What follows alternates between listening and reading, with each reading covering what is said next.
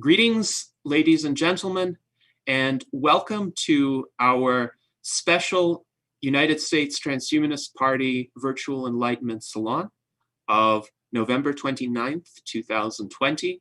This is the public session of our Reform Summit, where we hope to discuss some highly important organizational issues and solicit the input of our membership.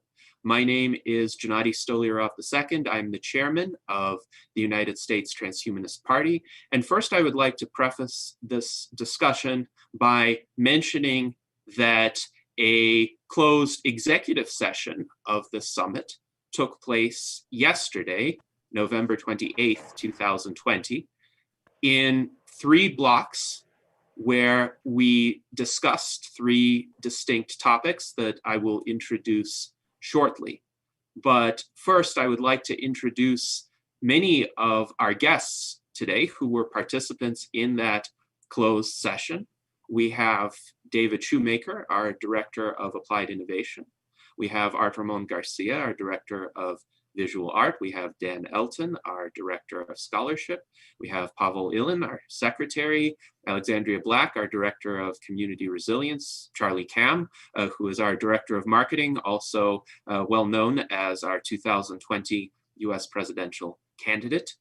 We have our member Jason Geringer, who has worked with us on educational and community resilience initiatives. We have Edward Hudgens, also our member and friend. He works with TAFTS. He works with the Human Achievement Alliance, many of our valued allied organizations. And from the United Kingdom, we have David Wood and Chris Montero representing Transhumanist UK, our allies in the UK. Chris Montero is also our USTP foreign ambassador in England, and we may have others joining us as well. I will introduce them as they arrive. But now I will mention the 3 topics that were discussed at the private summit. Each topic had a block devoted to it that ranged between about 60 and 90 minutes. And then at the end of the private summit, we had a concluding session of about 30 minutes where we perhaps tied up any loose ends or integrated the insights from the 3 blocks.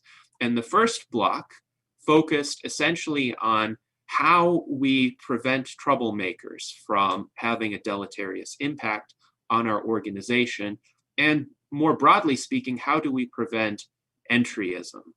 The second block focused on organizational and structural matters, and there were really several scenarios that we considered, including whether we remain a political party or whether we become more of a political advocacy type of organization or some hybrid of the 2. And I will discuss in a few minutes what the consensus tended toward in that discussion.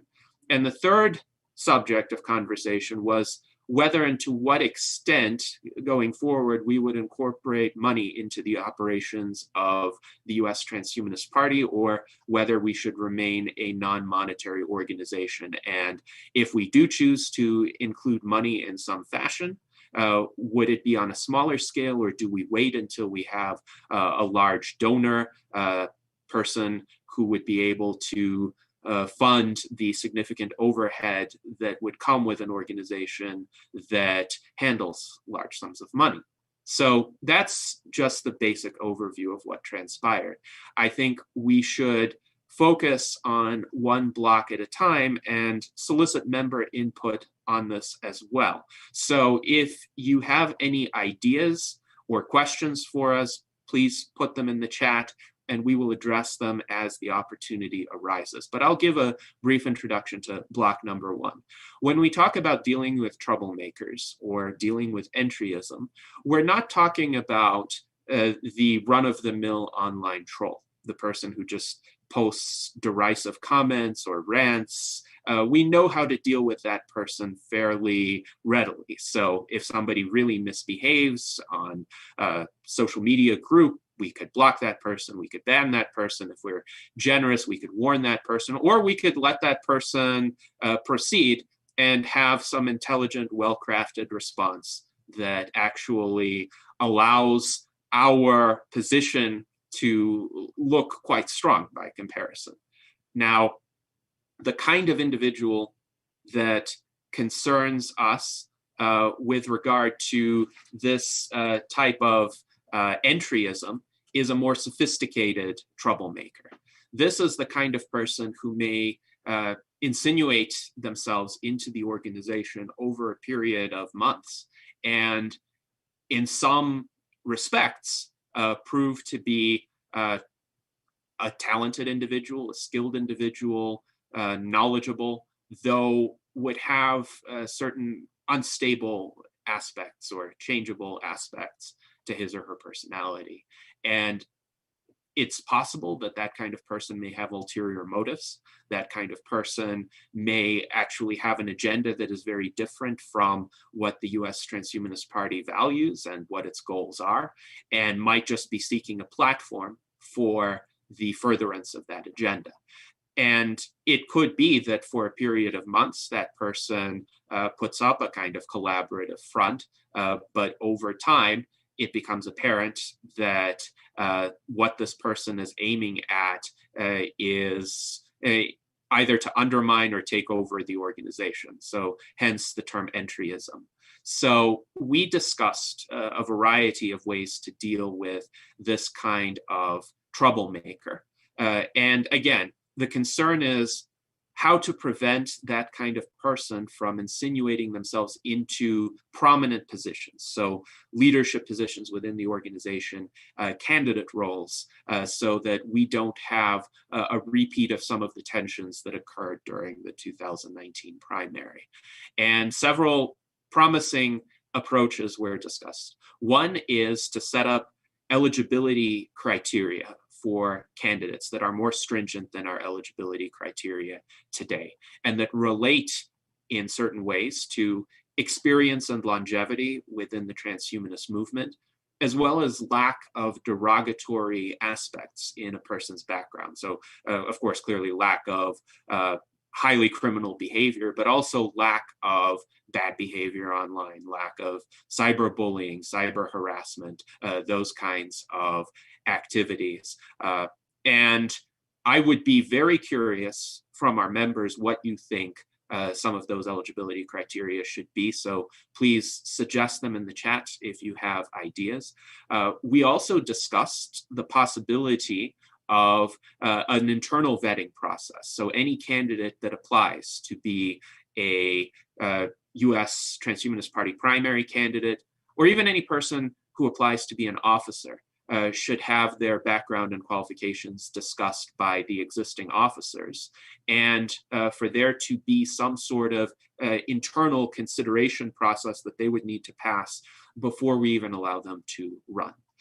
Then another idea that was suggested was weighted voting. The fact is, there are many members in the Transhumanist Party who have been here for some time, who know about what transhumanism is, what transhumanists generally stand for. Everyone who participated in our summit certainly is such a person. So we were considering the possibility of granting additional votes to members based on their longevity and contributions.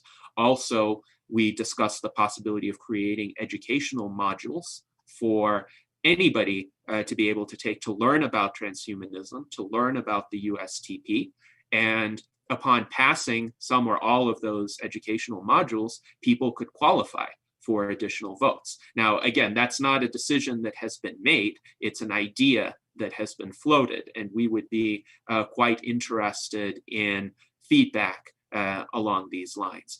And also, we discussed forming essentially a community resilience team, which would monitor essentially emerging issues or behaviors of concern within our community and inform those of us in the core of the USTP membership about them, so that we're all aware, we're all on the same page, we have the ability to respond. So those were some of the conversations that took place, not an exhaustive description, But I'd welcome anybody who either took part in that session or who has thoughts about how to prevent troublemakers to share their views and their impressions as well.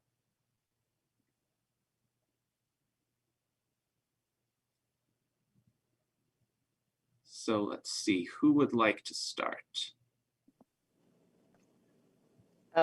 Sometimes we have the more traditional troublemakers, and sometimes we have people that got conned by those people, and they mean well, but they don't know they're telling a lie.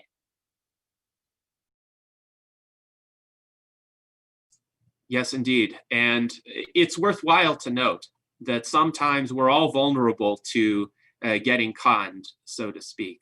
And there are people who, for instance, try to gain their way into an organization through flattery. They might actually be highly complimentary, though insincerely so, of people within the organization and gain their trust, but they may have some ulterior agenda on the side. And it's very difficult to spot that. It's nice to have, let's say, red flags that one can identify because it's, let's say, not something that a person of a more straightforward character expects. A person of a more straightforward character, which I would say is the majority of people, expects that what they see is what they get. If someone tells them something, they mean it, or at least mean it enough that for the sake of politeness and decorum, they're going to follow their representations, adhere to their word. So if somebody has in their minds a set of motives that leads them to engage in this kind of entryism over the course of months, when it's to no financial benefit to them, no social benefit to them, it seems kind of strange to the rest of us. We don't expect it. And as chairman of this organization, I have to say, I've learned some very valuable lessons about human dynamics from these experiences, just because there are certain types of people whom I've never encountered before in my life. I could not place myself into their shoes mentally, but now I've learned a lot from dealing with them. So I welcome any comments from the panel on how to spot such individuals.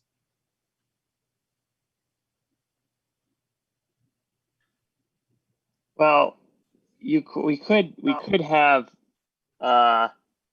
some standard questions like, what is your political background, or somebody who's been a very dyed-in-the-wool partisan, say, either on the left or right, and say has a history of having very extreme political views, probably is not our best candidate, right?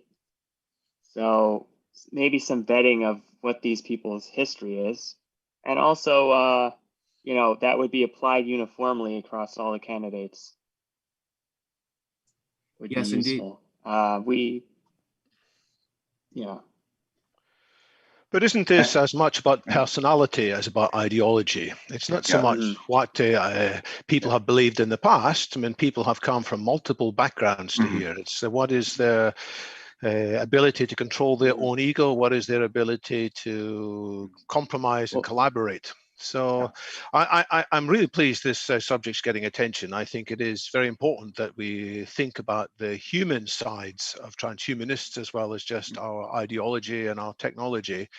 And all successful organizations, all successful corporations in my experience, and here I'm referring to nearly 3 decades of working in industry, you have to look at the soft skilled sides of people as well. And it's not just a matter of saying, hey, this guy's a troublemaker, we should get rid of him or her. It's often a matter of saying, well, they are being troublesome in this current situation when they have a particular vision ahead of them. can we find a role where their troublesome nature won't be such a trouble, and where they'll be able to contribute more effectively? And that's quite a difficult thing to do. It's not a matter of where there's a simple algorithm, sadly. We human managers have got to think hard, and sometimes we can come up with something that will give people the inspiration and the ability to contribute, maybe not in the main organization, but elsewhere. And some of this advice sometimes comes from, dare I say it, gray hairs, people who've been around the block a bit. And even the traditional political parties, sometimes the older members can offer some guidance. It's not that they rule, they should not have a dominance, they should not be able to dictate, but sometimes their advice can be helpful because they have seen similar things before.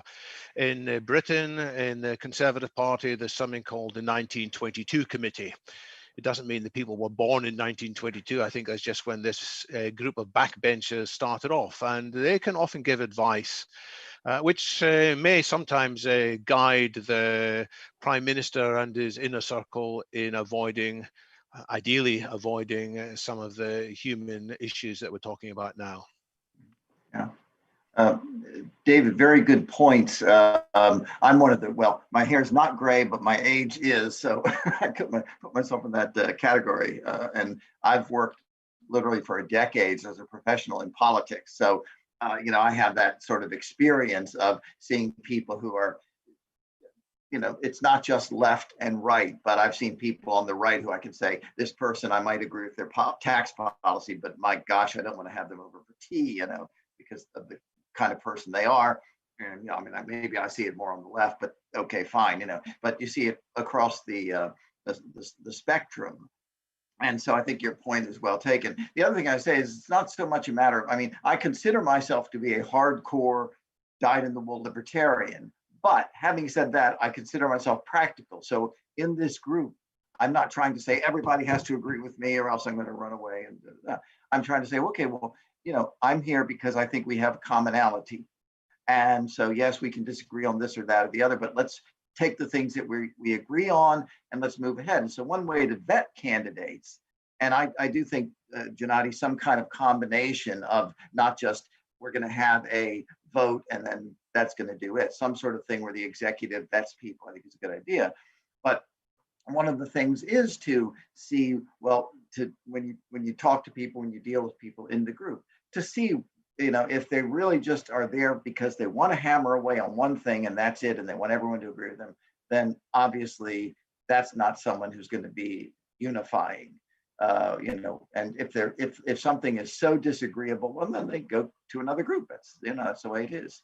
So I think keeping that in mind, it's not so much a matter of, whether I'm, a strong libertarian or a strong whatever it is. It's a matter of why are you here?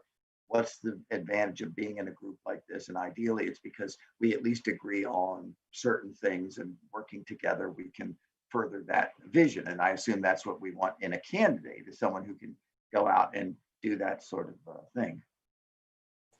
Yeah, I'd like to add to that by saying that in the business world, many times we would hire people into positions, into a contract position, and leave them there for a while till they prove themselves. We got to get to know them before we brought them on as an employee. So maybe our equivalent to that is bringing somebody into some type of position that we feel that we could well manage. And after a period of time, if we are comfortable with each other. I do like the idea also of, vetting people's background, but I think we also need to be careful when we do that, because they may not be in that current position any longer. I know over the years that my personal political philosophy has changed considerably. And if you were to look at me a decade or two ago, it would be a different person than the person that you have before you now. So we need to be able to give people the opportunity to change and to adapt and to grow. So somewhere in those 2 points, I think there's some wisdom. Yes, indeed. And I think some common threads here are, it does take time to know somebody, and there do need to be roles available to people that are perhaps intermediate or entry-level roles, or roles that have some sort of trial element in them, so that we don't necessarily reject people outright, but we try to find some safe way in which they could interact with the organization. Going back to what David said, if we see a person who is talented, if we see a person who is essentially promising and perhaps could help us in certain dimensions, that doesn't mean that this person gets to take the organization by storm, even if that storm is impressing everyone in rapid succession.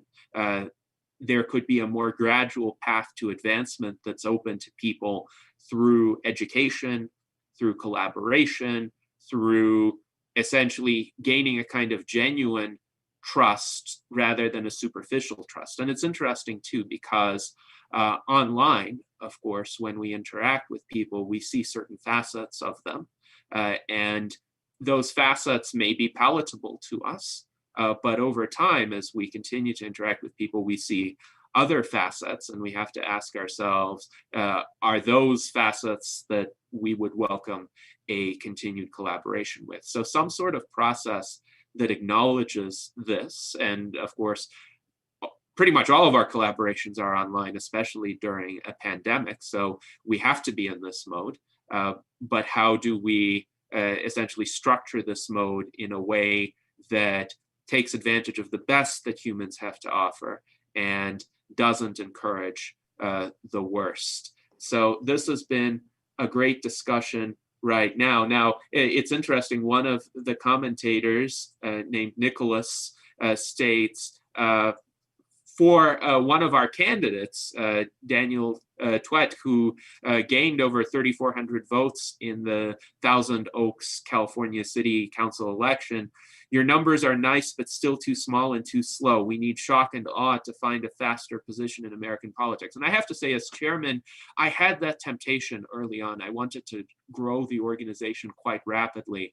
And I think in part, that made me vulnerable to being too ready to accept and elevate people who seemed very talented in achieving those kinds of results. People who perhaps were more charismatic and extroverted, not that there's necessarily anything wrong about that, but people who I thought could make a large public impact. And I thought, well, if I give them the opportunity to do that, and I have some level of trust in them, then they will help draw members, they will help attract publicity.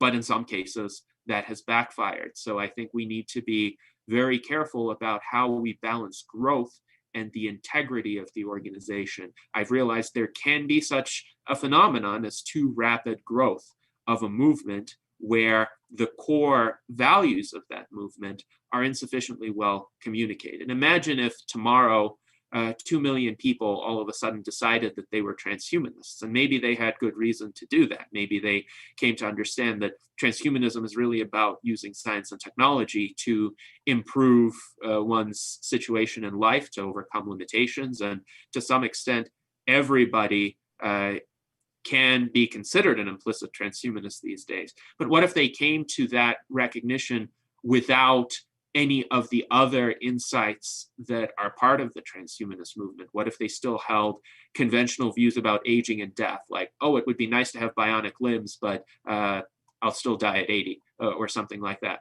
That would fundamentally change the character of our movement if all of a sudden these 2 million people were the prevailing influence. So how do we balance growth and integrity of the organization? I welcome any thoughts on that from the panel.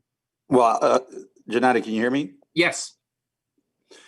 I brought this up yesterday. I don't really like. I think I even brought up that possible scenario if we were to bring in some celebrity and they brought in, all of a sudden a big chunk of people that said, "Yeah, I like this," and then maybe they just signed on because, Cardi B all of a sudden likes transhumanism and wants to be a transhumanist, and her 70 million followers brings in 700,000, within a week. I think it's okay to have them as members, even if they don't grasp everything, because let's just look at the analogy of what's going on with the Democrats or the Republicans. There's a lot of people that are one issue voters, and the Republicans or Democrats are not going to turn them away. It would be foolish for us to just say, well, unless you adhere to all of these things, you can't be a member. I think we should, let anybody that wants to be a member, just as a general member, sign up. I think we should be open to everybody that has any interest. We're too small to be turning people away. But by the way, the Democrats and Republicans, they don't turn anybody away, and they're pretty big.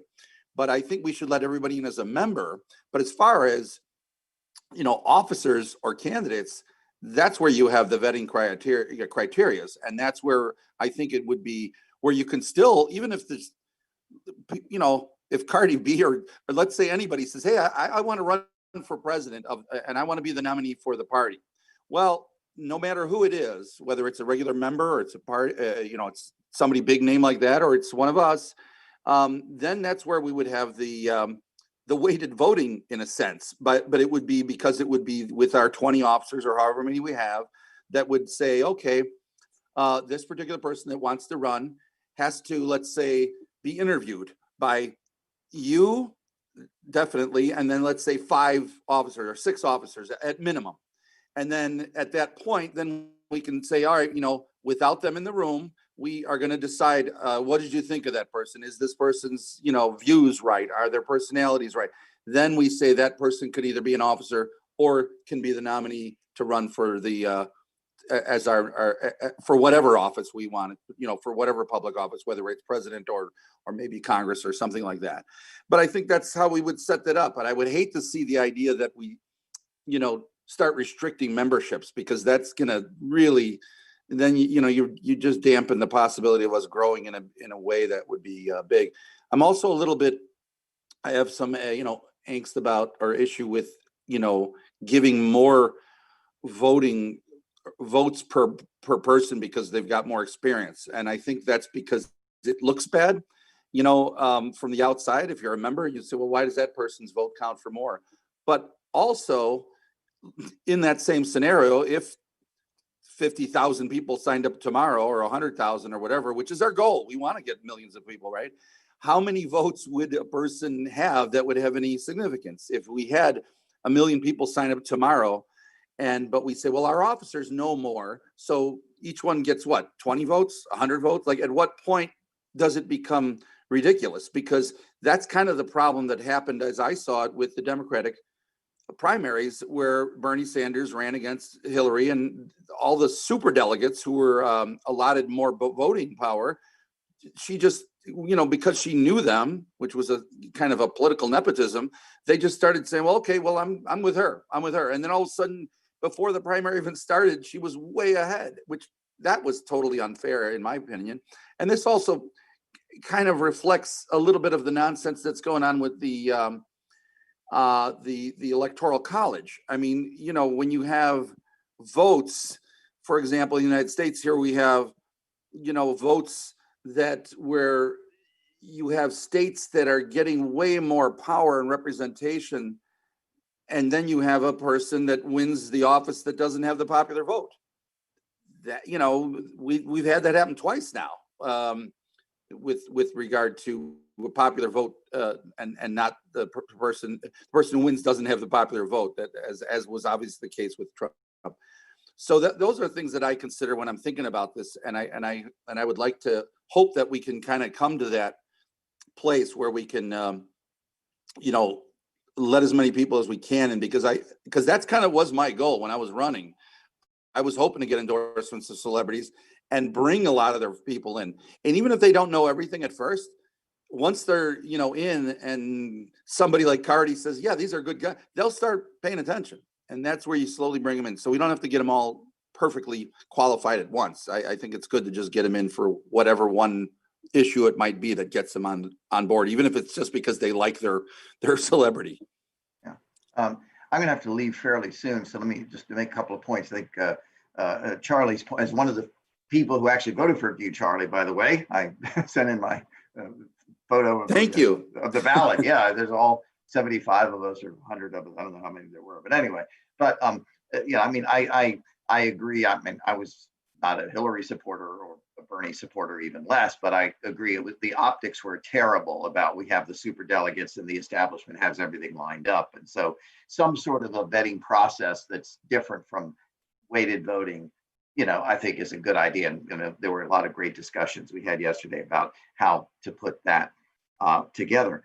One thing I would suggest, though, in terms of, one of the things these salons do is they really are excellent discussions. They're high level. No one is calling each other names here, right? If I bring up an issue, I say, well, yes, but if you look at this study, I think it shows this. And then David says, yes, but over here we did this and all. It's a very high level discussion. And in a sense, we're setting the tone for this is what we would like members to be like. And if they're not knowledgeable, well, they sit back and they learn. And if they're curious about something, they reach out to us. That's the tone we're kind of putting out here. And by the way, I one of the things I can talk about offline when I have some time is how to take these excellent salons and make them more popular among our members. Because to me, this is kind of, I don't know how many of you are on Abundance Digital. I am, and Peter Diamandis every week does some kind of an interview. They're excellent. They have meetups like this where you have maybe 50 people in, and then you divide up into groups so you can actually get to know people. And what he's doing, aside from communicating great information, is he's setting the tone for the organization. And that's exactly what Gennady and you guys are doing right here, or gals are doing right here. And so I think that's one way to say, hey, if you're going to be a member of this organization, we welcome 2 million of you. And we hope you see that. I like to say, some people say the ends justify the means. I say the ends are constituted in the means. And this is part of the means. And part of our end is rational discussion, collegiality. Yes, we disagree on this and that and the other. So I would just say the ends are constituted in the means. And so to the extent that you can get what we're doing here spread out more through the organization, this really would hopefully help, have people who are not into what we're doing, who really want to be exploited and so forth, hopefully would have them going to some other place. So since I have to leave in a few minutes, I just want to get that in before I go. Yes, indeed. And thank you for your comments, Edward, and your comments as well, Charlie. I do want to summarize what I think are some areas of consensus. And those are that we don't want to turn members away unless they as individuals show themselves to be obvious trolls or detractors and are there to spread false accusations or attack people. But that's an ex post type of action, not an ex ante block to somebody joining. The second area of consensus is that there should be some sort of tiering or vetting process for people to get into more trusted positions where they would be able to act on behalf of the organization in some capacity, and that there should be a way to gradually build up that trust, hopefully as a new person learns about our organization and what we stand for, and we discover whether or not there is a value alignment there. I think those are areas that we're definitely going to need to establish in greater detail. And by the way, there is going to be a set of proposals coming out of this that will be put forward to the members with a 15-day exposure period regarding constitutional reforms. And these areas will be part of the areas addressed there. Now, where we seem to have different opinions, and where I want our members to provide some even informal input in the chat is, do you think an explicit weighted vote type of system is a good idea?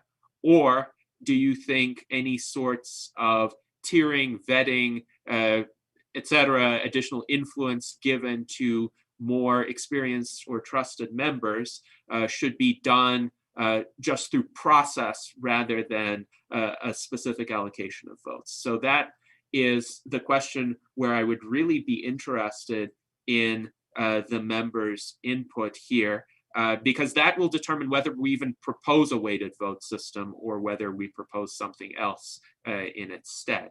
Now, here's an interesting comment from Lucas Di Moveo. He says, ultimately, entryism is an issue that we'll just have to contend with. Having strong core values is the best way to deal with it.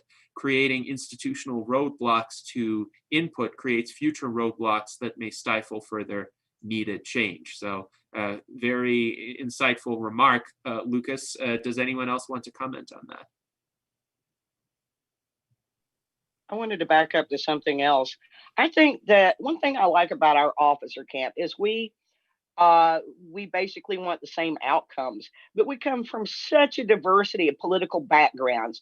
We've got everything from red to blue to libertarians to greens to commies, and we mostly get along. And I'm saying we don't. Let's stop confusing the ideologies, the vehicles, which are supposed to get us to the outcomes, with the outcomes. Yes, absolutely. And I think this is the distinguishing feature of our organization. It's one that Edward also pointed out in our internal chat. He says he's dealt with troublemakers in various political groups on a regular basis, but that is why this group is a breath of fresh air. We don't let ideology generally be the primary source of trouble. Now, what Dan said is also important, though. There are certain personalities who are more inclined toward very dogmatic, hardline ideologies. And it doesn't matter what those are, whether they're hard right or hard left or hard libertarian, or we had a certain individual who was hard anti-centrist. So this person embraced the extremes of left and right, but thought the center was evil. And all of these personality types, they essentially have this common element of a kind of doctrinaire or militant intolerance. I don't think that has to do as much with the content of the ideology as it is with their character, their propensity to cleave so zealously to a particular ideology. So that is definitely a worthwhile set of observations. And we are a transpartisan organization. That's the great experiment that we have here in the US Transhumanist Party. How can we get people with many different ideological backgrounds and beliefs to agree on constructive ways forward for humanity? And that's definitely something we need to preserve. So we have some comments in the chat that are relevant here. Mike DeVerde says, I think that weighted voting is an excellent idea. It is an incentive for people to learn about the USTP. I think that having extra votes because you've completed 10 modules of training is good. And Daniel Twet says, our civilization itself is under multiple threats. I think the USTP should focus on training responders for that. So something to consider for educational modules. How do we help as transhumanists overcome major sources of existential risk? John H. says, anti-centrist, that's a new one on me. It was new for me too when I encountered it, but such people exist as well. So it's interesting. Please keep posting feedback on this Block 1 issue. Pavel, would you like to comment as well? Yeah, I would like to say that we don't probably need the weighted votes for like in general, because officers and other executives in the party already have this extra vote while we going to evaluate candidates or other officers. So we don't need this like, extra weight on our general vote. We already have it. So I don't think we need to introduce weighted votes, and it could it could scare people away, scare general members away. So I don't think we really need it. Yeah, so more of an approach of implicit influence through the process rather than explicit influence through vote allocation. And it's true, people who are part of the process, who have a network of trusted individuals within the party to have conversations with, like the conversation we're having right now. They de facto have more influence over how an organization acts, how an organization decides. And this is essentially a fact that should be recognized. Just to say, some areas where we can influence things are recruitment. We can go out and try to recruit candidates for people to run. Then vetting public. So we have a standard battery of questions that all candidates must answer, that we then publish on the website. And then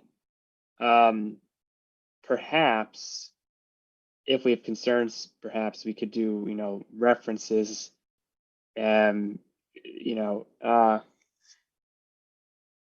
so I also don't think we need the weighted voting. I think that we want to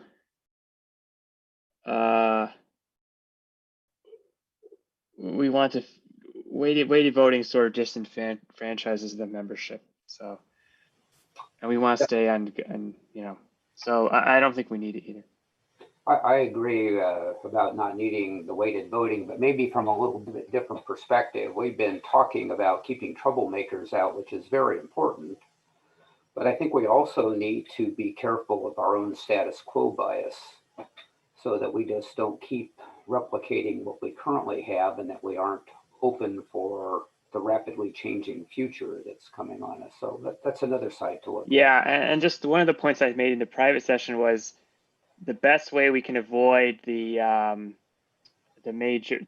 issues we had this cycle would be to grow the party. So hopefully we have a better batch of candidates to choose from in the future. Yes, it should not be the case that a person with a relatively small band of followers should be able to just infiltrate the organization and make a material difference. Perhaps they and their followers could subscribe for membership to the organization and have their votes, but ideally the organization would be robust enough that however they choose to vote, the outcome will be more representative of what the broader membership values. And David Wood made an interesting comment in our chat. He says, I worry that a standard battery of questions for all candidates is something that people could easily learn to answer in the, quote, right way. It may be too easily gamed. And there is a lot of truth to that. So when we had the 2019 primary, I set up a series of screening questions for candidates. They were more basic than what we're considering, but one of the questions was essentially, do you promise to cooperate with the USTP during the course of the process, not disparage the USTP or any of its officers, accept the outcome of the election, whatever it is? So basic common sense kinds of expectations if we are to endorse somebody. They all said yes. They also all said yes to the question, do you plan to continue to run all the way until the end, until the November 2020 general election if we endorse you? They all said yes, but in one case it didn't happen. So it is true, people could answer the questions a certain way that may mislead us. If they do have ulterior motives, they might have an incentive to try to read our minds as to what the correct answer should be. And so it does remind me in a way of one of the questions that I faced when becoming a US citizen. I passed that interview with flying colors, but one of the questions was, have you ever been involved with an organization like the Nazi Party or the Communist Party or an organization that committed war crimes or genocide, something like that? And I'm thinking, who in the world would answer yes to that question? I mean, most of us haven't been, I haven't been, but if somebody had been, why in the world would they say yes, knowing what that would result in terms of the processing of their application? So we do have to be cognizant that certain questions like that could be perceived as meaningless formalities. But David, since you raised this issue, what are some suggestions that you might have for questions that are actually meaningful or could give us a good indication of how a person thinks or how a person operates? Well, actually, I think what David Schumacher suggested is possibly the good approach here, which is you take people on in some provisional role. Because, I mean, I did many interviews over the year. My electronic diaries are full of interview notes when I sat across the desk from potential recruits into companies that I was managing. And of course, I tried to vary the questions that I asked, but occasionally people would answer in ways that convinced me, and then a few months down the line it was clear actually this person wasn't completely candid, or maybe the impression they had of themselves was misleading too. It wasn't they were just trying to deceive me, they were also deceiving themselves, and they were maybe putting forward their best foot when it wasn't truly representative. And it's in that next probation period that you can find out what the person is more like. And so some role as a project lead rather before they get given more responsibility is, I think, appropriate. Yes, indeed. So it seems like there really is no magic formula in terms of questions, no set of words that you could arrange that would lead the answer to be necessarily honest or necessarily indicative. It's more of a kind of holistic indication that you get from broader interaction with a person. Chris, you would like to make a comment? Hello. Yeah, on your example of have you been involved in a terrorist organization, etc., and these questions being apparently meaningless, they're not. They exist for a reason. If you're found out to be a member of an extremist organization, you'll get kicked out of the United States just like that. No appeals, nothing. That's the whole point. The whole point is by setting a very low bar, they will get you on lying on your form. Now, there has to be consequences of that. Let's say, for example, the standards were you must not use grossly insulting language. You must not attempt to subvert the ideology of the party, or something obvious like that. You put that in there, but then you obviously say it, and you also write, and if you do, you'll be kicked out immediately without appeal. So there is a use in having a very low baseline, because then you get to exercise the consequences immediately. But there is of course use in a more sophisticated vetting program as well. But sometimes you do need a hammer, and sometimes you need scalpel. Yes, so it may be that those kinds of questions could be used in conjunction with a more holistic evaluation over time. But if someone really misbehaves, we have a reason to eject them. So interesting point, Chris. Now, David Shoemaker, you wanted to say something. Yes, Chris, I think that's absolutely right, and a very important point not to look past. The other thing, too, going back to my experience hiring people in the corporate area, was to not ask yes or no questions. In other words, to put a question out there that they had to respond to at some length. And those two can be gamed, but I think that's much harder to do. And when you ask a sufficient number of questions, you can start to piece together tendencies, traits. So that's something else for us to consider. Yes, indeed. So question design is still important. It's just not a panacea. New World Optimist, hello, Kimberly, had an interesting comment.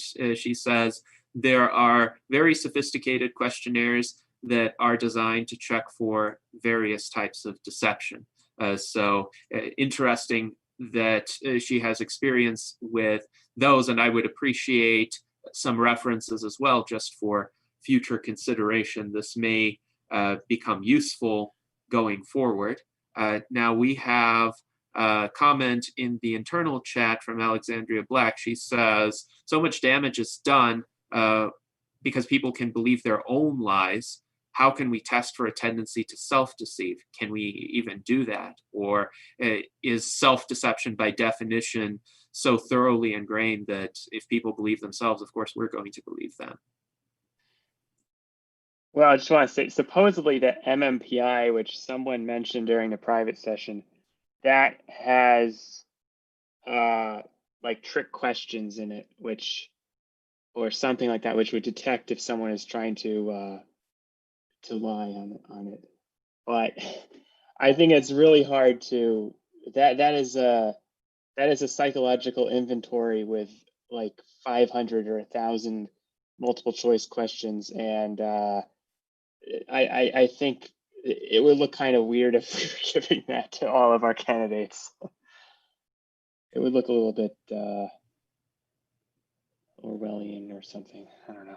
Yes, whatever we do, it would have to be fairly concise. It would have to be seen by a reasonable person as not onerous, essentially. Because we're not asking for much in terms of the baseline expectation. We're asking for people to behave themselves and get along with other members of the party in a cooperative fashion. And if they work with us, they should work toward shared goals constructively. And that, of course, doesn't preclude any sort of disagreements on issues. We can have differences of opinion as long as they're expressed constructively. So we're really trying to weed out the kinds of personalities that are inclined toward destabilizing an organization. But Kimberly says she has taken these types of tests and pre-job interviews, and essentially it's possible to do. The question is, how do we do it concisely? So that's still something to consider. But one aspect of this, dealing with troublemakers, is it's an ongoing process. So we're not going to be able to just solve it once and for all by implementing a set of policies or procedures. It's just those can help in various ways. And over time, we will iterate and improve, but it's no guarantee that we won't have somebody slip through the cracks again. And this is another aspect that I've recognized. We are all human, and notwithstanding our transhumanism, our desire to transcend certain limitations, until we have very efficacious cognitive enhancement, not just we ourselves, but anyone we interact with would be subject to certain flaws. So it's a kind of imperfect system to monitor and correct for and anticipate those flaws that we're going to need to set up. But anything in that realm is better than nothing. So it's best not to be naive and just say, oh, if you set up a good organization with good values, good principles, then good people will come to it and work within it. Many people that we have worked with have been excellent, but it is those few bad apples that we need to be vigilant about. So there's an interesting question in the chat, our internal chat, from Osanakachi Akuma Kalu, and I think this is a good question to kind of motivate the transition from block 1 to block 2. He asks, is transhumanism a political philosophy or a cardinal plans and principles, set of plans and principles forming a manifesto for the USTP? If it's a political philosophy, why can't we encourage other parties to add it to their cardinal plans and manifesto? And I would say there's certainly nothing precluding other parties from taking aspects of our ideas and advancing them as part of their initiatives, as part of their platforms, as part of their legislation. We would be thrilled to have that happen. In fact, we discussed during our private summit that we welcome issue-specific collaboration with anybody. So if somebody has a piece of legislation, or if they're advocating a ballot initiative that aligns with the USTP platform, we are happy to support that. Now, in terms of endorsement of candidates, we also spoke about that at some length. And one of the areas that I think we will put up before the voters is, what are some of the criteria for endorsing candidates that potentially may also be affiliated with other parties or other organizations? Previously, our criteria were fairly limiting. So we could endorse a candidate that explicitly ran under the Transhumanist Party or that ran as an independent or nonpartisan. We couldn't endorse a candidate who ran with, say, the Libertarian Party or the Green Party. We could talk to them, we could express areas of agreement with them, but as an organization, we couldn't outright endorse them. So let's say Zoltan Istvan, our founder, in 2018 ran as a Libertarian for governor of California. In 2020, he challenged Donald Trump in the Republican primaries. And Zoltan's attitude toward political parties is very pragmatic, I would say, in the sense that he doesn't really have any specific party allegiance. He just sees parties instrumentally. So if he can join a political contest on behalf of a particular party and use it to spread transhumanist ideas, he's going to do that. Now, that hasn't been the modus operandi of the USTP, though, so we couldn't endorse Zoltan. Now, the question is, can we broaden our endorsement criteria in order to be able to endorse a candidate who says, yes, I'm a transhumanist, or yes, I support radical life extension, or even, yes, I proudly accept an endorsement from the US Transhumanist Party, and I'm going to feature it, and I'm going to talk about what a great organization the US Transhumanist Party is. So those are slightly different criteria. But what does everyone think about the possibility of broadening such endorsement criteria? The balance that has to be struck is not subsuming the identity or integrity of our organization within any sort of broader organization. So we can't be seen as leaning toward one of the larger political parties in the contemporary partisan fray. And if broadening our endorsement criteria is a good idea, how do we strike that balance? I welcome any thoughts from the panel, and members in the chat, if you have any ideas, please feel free to input them as well. Yeah, I think we should do that. I think I talked about this yesterday, but I think when there's a person like Zoltan, for example, and he's a transhumanist, I mean, he started the USTP, and if he has this notion that he's going to run under some other party, banner to promote the ideas that we hold so dear, my God, of course we should endorse him, especially when we see that we're not going to win. It would be foolish for us to have some sort of prideful way of, we're not going to, because we're the USTP, so we can't. When he was our founder, I mean, that's kind of almost kind of silly. And at the same time, as I mentioned yesterday, Gabriel Rothblatt ran for as a Democrat in Florida for Congress in 2014. Now, we didn't exist then, the USTP, but he might run again, and if he did, we should be on board for him too. I mean, he's a transhumanist. He's been one for as long as I've known him, and so is his father. And I would recommend that we, especially in a situation like that where we don't have anybody running down there in that particular case as running against him, we should. I think that would help us, especially as you just pointed out, if they say we welcome the endorsement from the Transhumanist Party. Well, all of a sudden we're getting some publicity from a central party. I mean, and we can't ignore the fact that we're still in this obnoxious rut of a duopoly of a two-party system, which is why you have a guy like Trump who wasn't anything, just said, well, I'm a Republican now, and then he ran. And Bernie Sanders was not a Democrat. He was a Democratic socialist, but he switched over to run. So, I think what they did, well, Trump won, and he got to push the Trump ideas. How great would that have been if it was Zoltan? So I really think we should figure out a way that we can broaden our ability to endorse, particularly when it's a situation that's, pretty obvious like that. Yeah, I agree with that completely. And Gennady, the way you presented this, I think, is precisely how we should move forward on that. But one of the things is that there are people that do run as transhumanists, and they have experience in the political process of what it takes to get votes, but that takes time to build. And if we can persuade people that already have those mechanisms, and maybe even an organization to help them, we can bring some of these ideas forward much faster than just only developing them organically.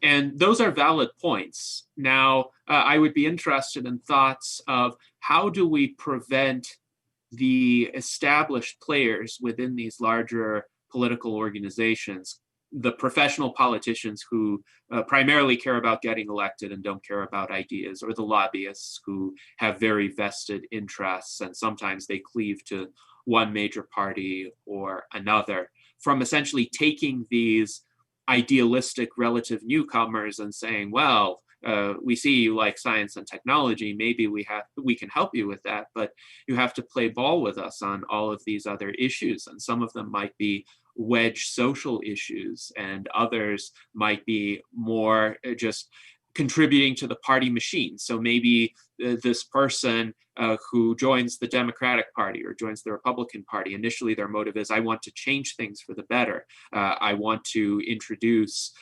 pro-technology policies.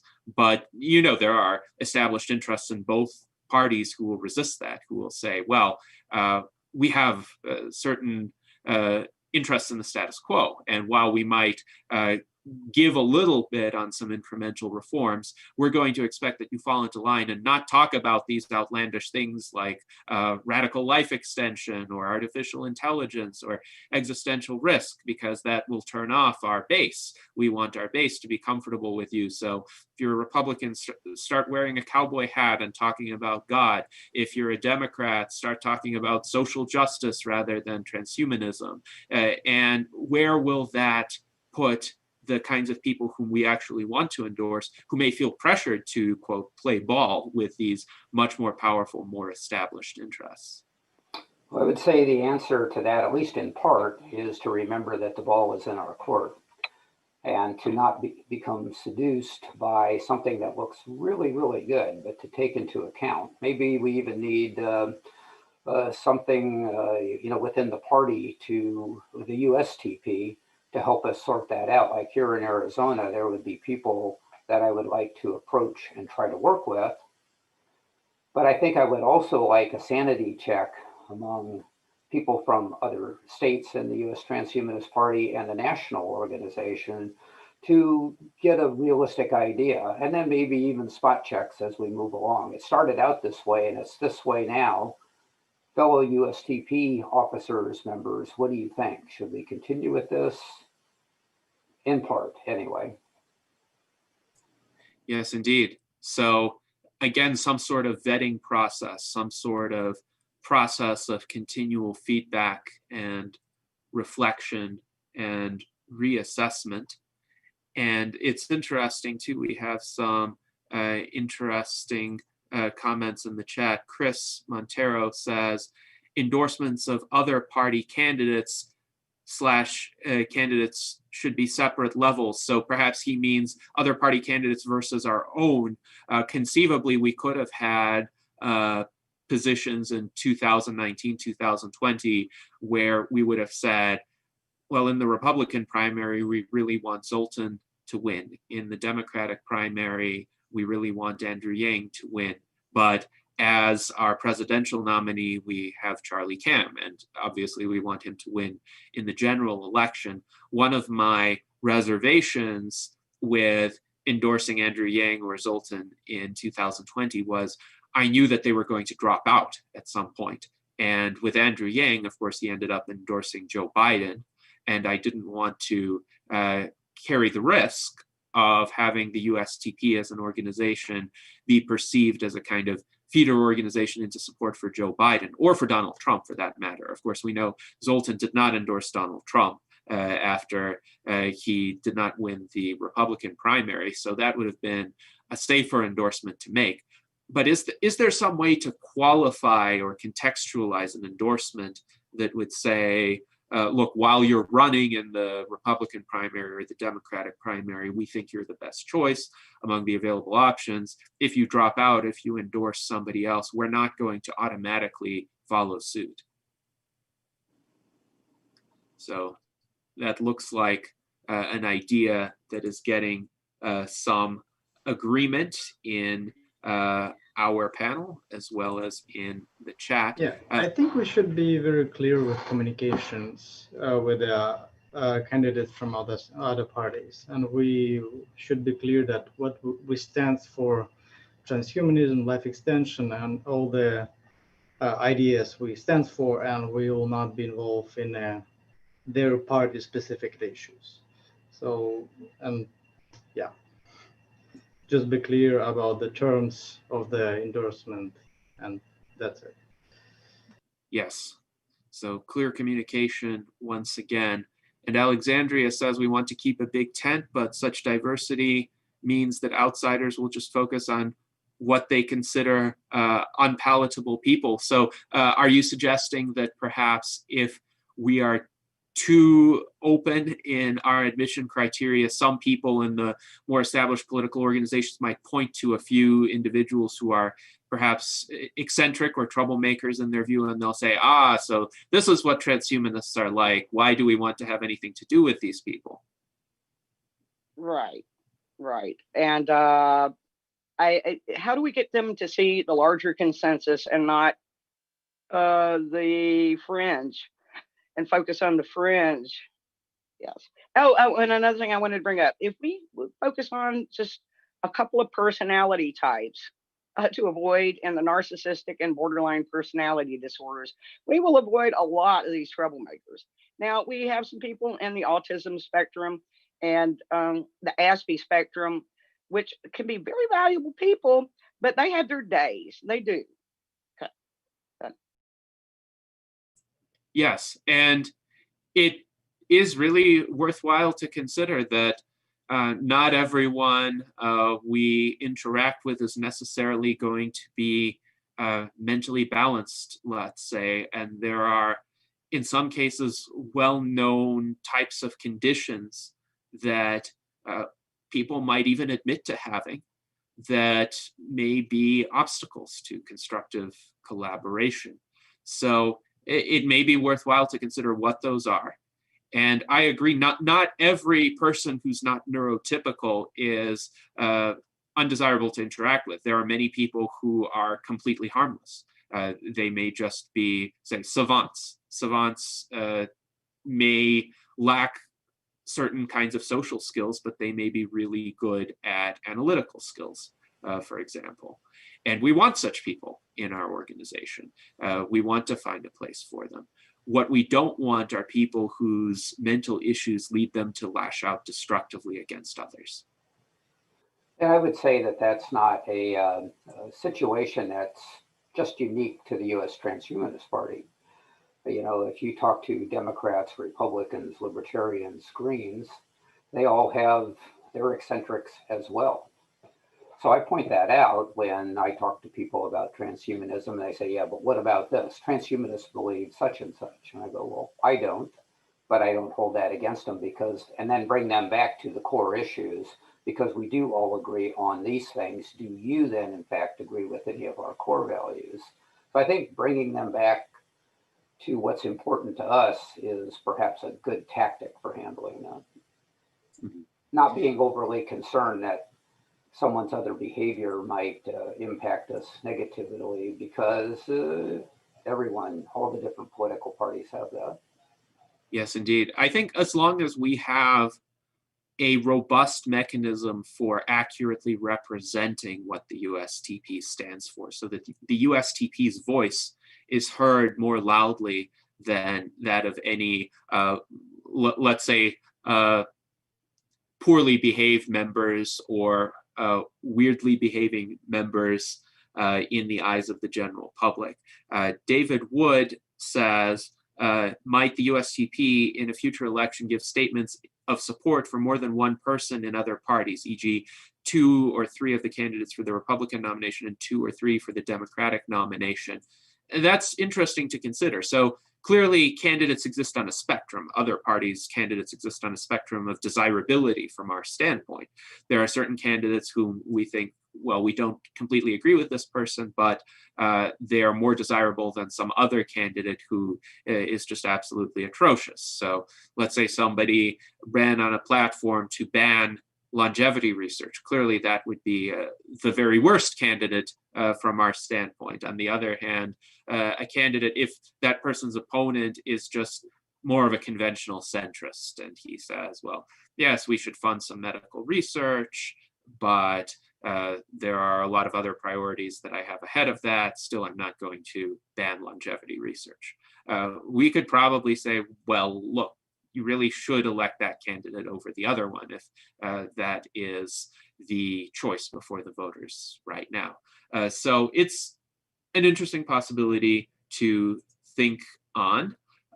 Now, it's also worthwhile to consider Daniel Twet's comments, is transhumanism neurotypical? And I'm not suggesting that everybody should be neurotypical. I'm probably not neurotypical myself. The question is not neurotypicality, but whether one is well-adjusted, perhaps is a better way to put it.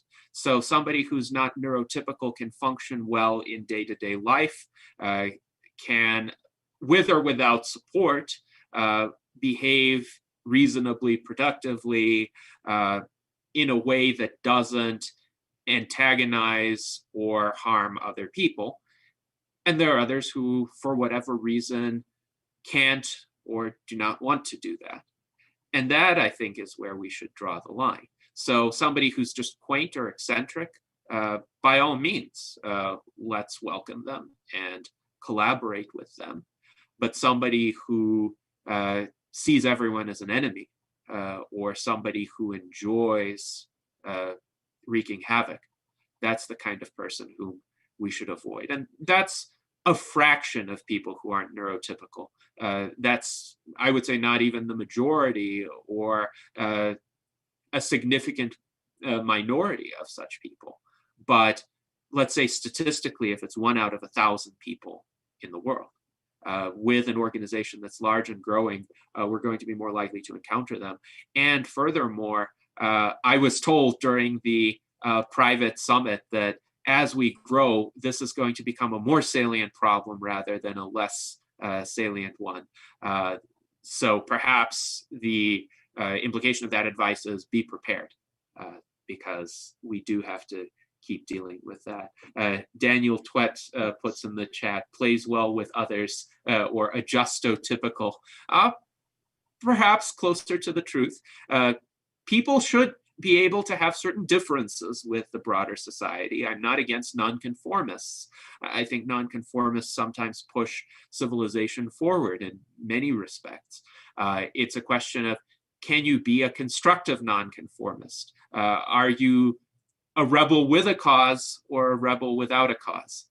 So that's another way to put it. So Chris, you're back now and would like to ask a question. Sure. I think a good question for this public meeting is, in the private meeting, we talked a lot about a private vetting system, which was based around officers or a panel asking questions and so on and so forth. And that idea has got some legs and some interest. But I think a real question we need to ask of larger people here is that would people be comfortable with a minority of people doing the vetting? Or is there a feeling that it needs to be more open and public? At what point should the vetting take place? Who are the stakeholders? And do the members trust the executive to do vetting? Or they want a greater deal of transparency? And I think that's a real question we need to ask to the wider range here, because we can't an executive can't unilaterally grant the power without buy-in from the membership. And I think we need to know where people stand. And it's an interesting question. We've had a spectrum of ideas on this. Some have even suggested to me that I should select the candidate as the chairman after some consideration of the person's background and qualifications and consultation with others. But that's not a universally held view either. And there is a sense in which a vote can confer legitimacy upon the outcome by essentially integrating the preferences of people with different perceptions. Among a broader body of members, you're never going to have 100% consensus on most issues. So having a vote at least enables those whose option didn't win to see that there was a process, that their views were considered, they just didn't have the majority. So that's still an open question. Do we hold a primary like we used to, or more of a kind of hybrid vetting process where we might have public presentations or even public debates among the candidates, and then discussions among the officers, but the decision is made at the executive level? Or do we have a ranked preference primary vote as we used to, but with more upfront eligibility criteria for the candidates so that the bad apples can be excluded from the ballot to begin with? So those are interesting options to consider. Again, we welcome. Go ahead. I think we need to look at who is motivated by filling their ego deficits. These narcissists and borderlines can have a whole community walking on eggshells because we don't know how bizarrely they can act. My whole family had just the worst time for years until that girl finally stuck a needle in her arm and died. And I hate to say I'm glad she's dead, but she was going to put us through decades of misery that we couldn't expect her to behave decently about anything. And as these people are kind of apparent, even if you can't quite articulate that, it's fairly obvious when someone is there just to fill up the hole in their soul. David, what would you like to say on this?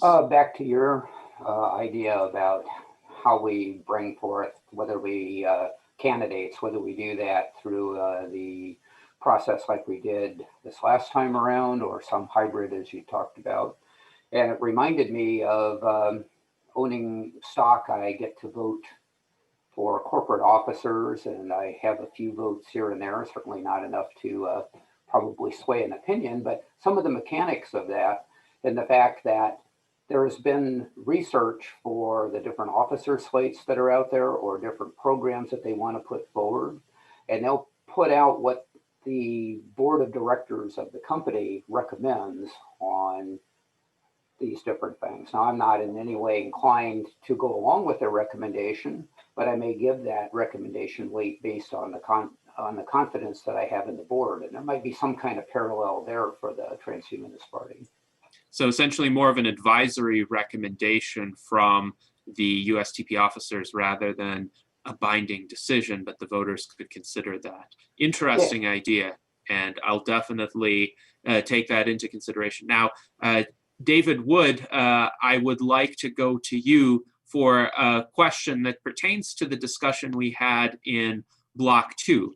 And that discussion was whether the USTP should consider converting to an advocacy organization or continue to be an explicit political party. And the reason why I want to pose this question to you is because you've had experience with the transition from the Transhumanist Party UK to Transhumanist UK, a kind of rebranding that occurred fairly recently. So I'm curious, what motivated that decision?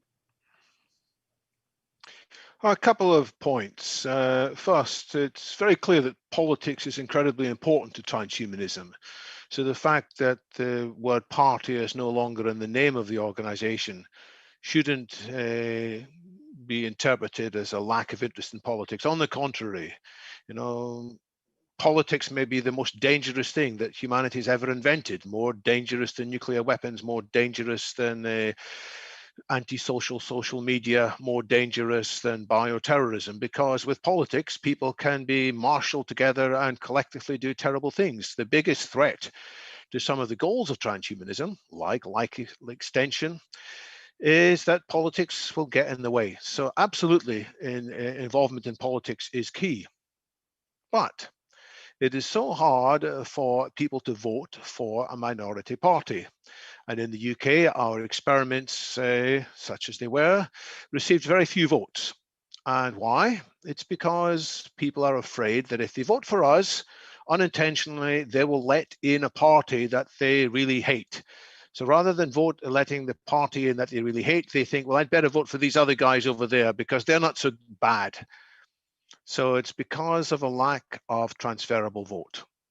And so in this situation, any attempt to put candidates into parliament or even locally, it can be useful. It could be theatre. It could be very successful publicity, but it's not going to break through for the time being. And instead, what we want to do, and here's my third conviction, is to engage with people who are already committed to other parties. And there are people with transhumanist sympathies in all the other main political parties in the UK. There are some who are strongly instinctively guided towards the Conservatives. There are some who are strongly instinctively guided towards Labour, Greens, Lib Dems, Scottish Nationalists, and even to my surprise, several of the founding members of the Transhumanist UK Party are very sympathetic to the UKIP, United Kingdom Independence Party, or Brexit Party as it changed into. So there are potential allies in all these parties. And so what the Transhumanist UK seeks to do is to influence these potential change makers in these parties, so that there will be a transhumanist caucus, if you like, inside each of these parties, pushing at least some of the ideas forward which we care about so much. Now, we haven't given up having candidates ourselves in the long term. We still pay the small amount of money every year that's necessary to keep us as a political party in good terms with the electoral register. I submit annual accounts on the limited amount of money that are at our disposal. But for the time being, we're not going to do the equivalent of an immortality bus and drive that around unless we find a candidate who's suitable to do that. Now, maybe somebody will turn up who we can get behind. But for the time being, instead, it's sharing our ideas in ways that people from each of the main parties will support. Now, I can't say that's something that transhumanist politicians in other parties in other countries need to do as well. Each country has its own circumstance, its own history. You have a great thing going in the USTP, so I wouldn't say at all that you need to follow our pattern, but that's some of the rationale behind what we've decided. And if Chris Montero is here, he might briefly flesh out my answer, because I mean, he was also involved in some of the same discussions. Sure, I am here. I've been eating cookies. I always thought that the founding of the US Transhumanist Party, or the Transhumanist Party, was a reaction to Zoltan. It was a reaction to, we've got this huge international movement suddenly, and we've got this guy leading it, and he's saying all these things. Let's make sure he doesn't hijack things. And this was successful. There is the US Transhumanist Party and political transhumanist organizations around the world.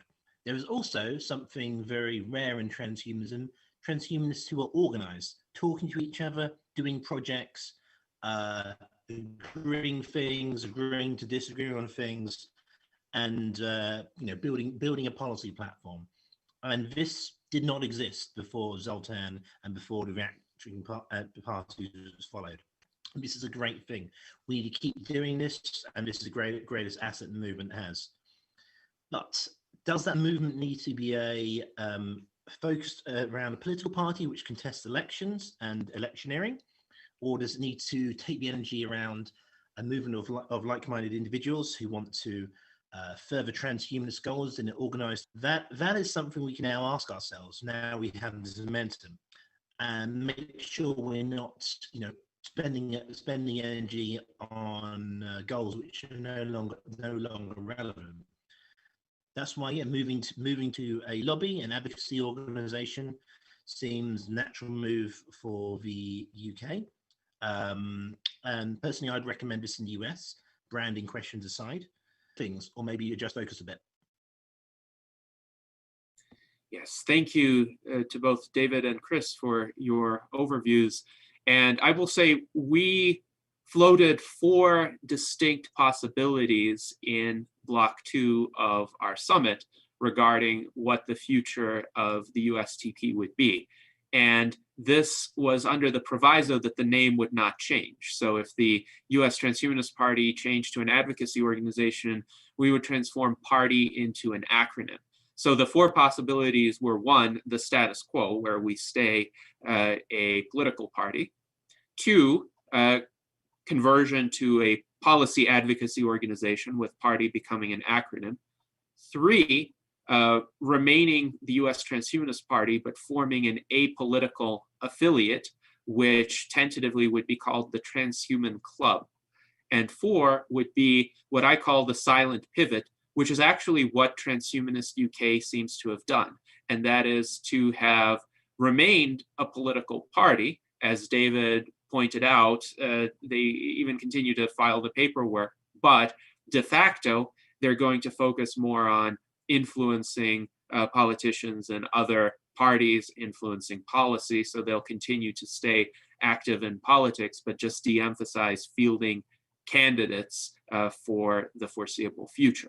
So that is along the lines of the silent pivot proposal, where the USTP would have remained a political party, but it would focus on a broader set of activities, including policy advocacy, but also including education, writing, art, culture, promotion of scientific research. So kind of an umbrella organization, a home for both political and apolitical transhumanists. Now, based on the discussions in Block 2, the option that seemed to have the preponderance of support was option 3, which is the US Transhumanist Party would remain a political party explicitly and focus on those activities, but it would create an affiliate that would be more broadly focused and not political per se. And that would be the so-called Transhuman Club.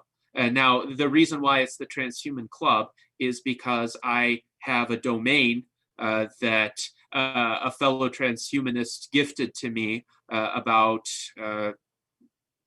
18 months ago, which is transhuman.club. And currently that domain still points to his website, but we can redirect it if the need arises.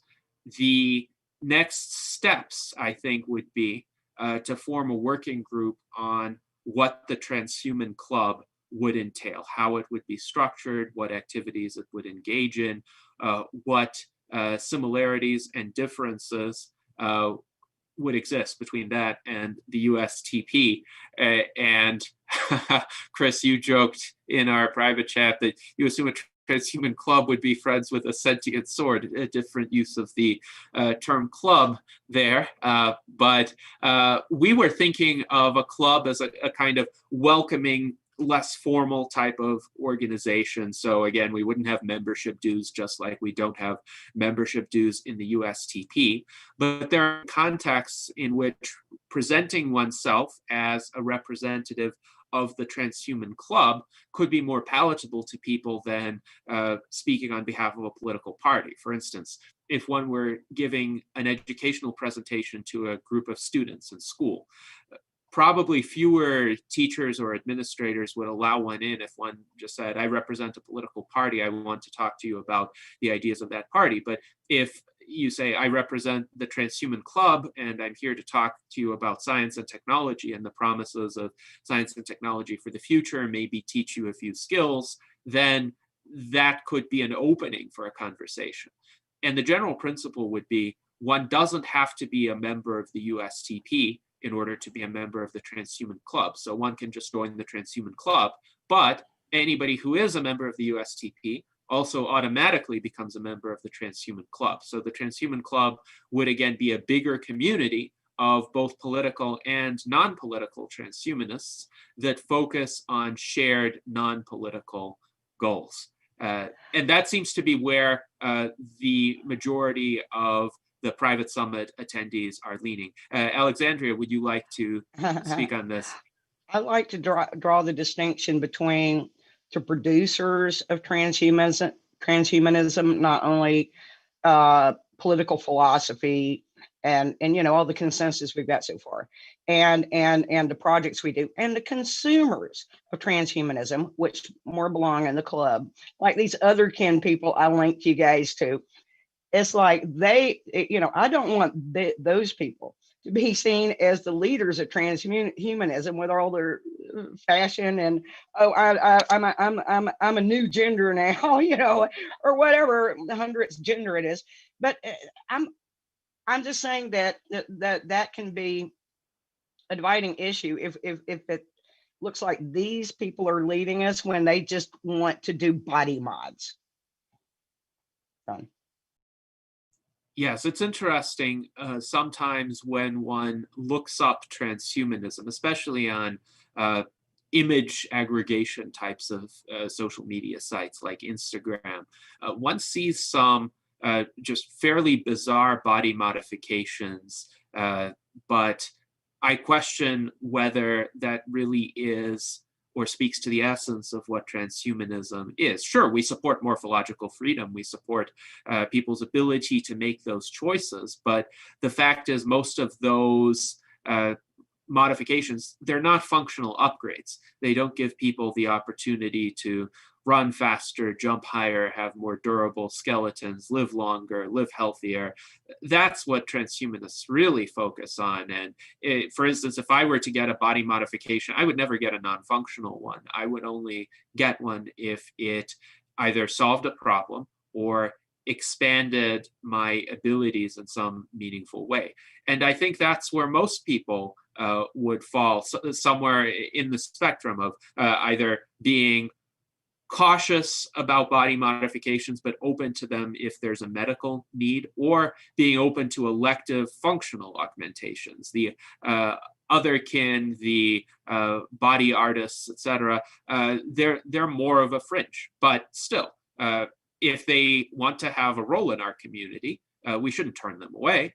But having them be part of the club is probably where they would have a better fit. So I do sympathize with your comments there. Now, some people do say in the chat that they're only interested in the political party and not in the club. And I suppose eventually there could be a kind of dual membership system where somebody would be able to say, I opt out of the club, but stay in the party. Perhaps eventually we're not going to be able to avoid just maintaining dual membership roles rather than one being a subset of the other. But perhaps as an initial default, we'll say to all the members of the party, well, here's the club, join the club. And maybe they'll click on a link to join the club or something of that nature. David, what are your thoughts on this? I suspect that the club could become a feeder ground, not necessarily with that focused intention, but could become a feeder ground for the political party. For folks that are interested in politics, they usually have a passion about getting something in particular done. But there are many people out there that don't have a good background in what transhumanism is, just like from our current conversation about body modification and so forth. So join the club, come and find out about us, continue doing all the other things you do. And if that passion ignites in them that they want to get something done, they may opt into the political process as time moves on. Yes, indeed. And Chris says, I'm pretty sure your tie is a non-functional body modification.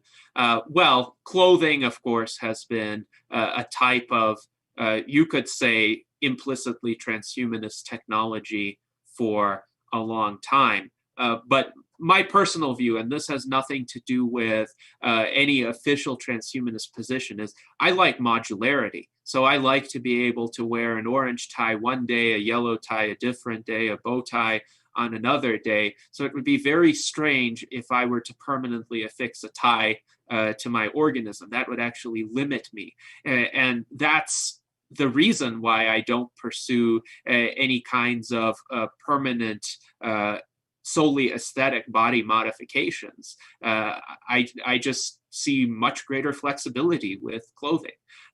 But again, that's my personal view. It's not anything inherent to transhumanism as such. Now, I think we had a good discussion on block 2. Now, Osanakachi says in the chat, with regard to the name club, a sound philosopher will understand how existentialism and pragmatism grew very fast. It grew as a field of study and as a movement. Why can't we grow transhumanism as a field of study and as a movement? So this has more to do with the name. I think transhumanism is a movement already. And the movement, this is something we spoke about at the private session. The movement is broader than any individual organization. It's broader than any hierarchical structure. And it's a lot easier to affiliate oneself with the broader movement than with any particular organization. So those of us who play more prominent roles within the movement are thereby able to shape its direction, shape how it's perceived by the public.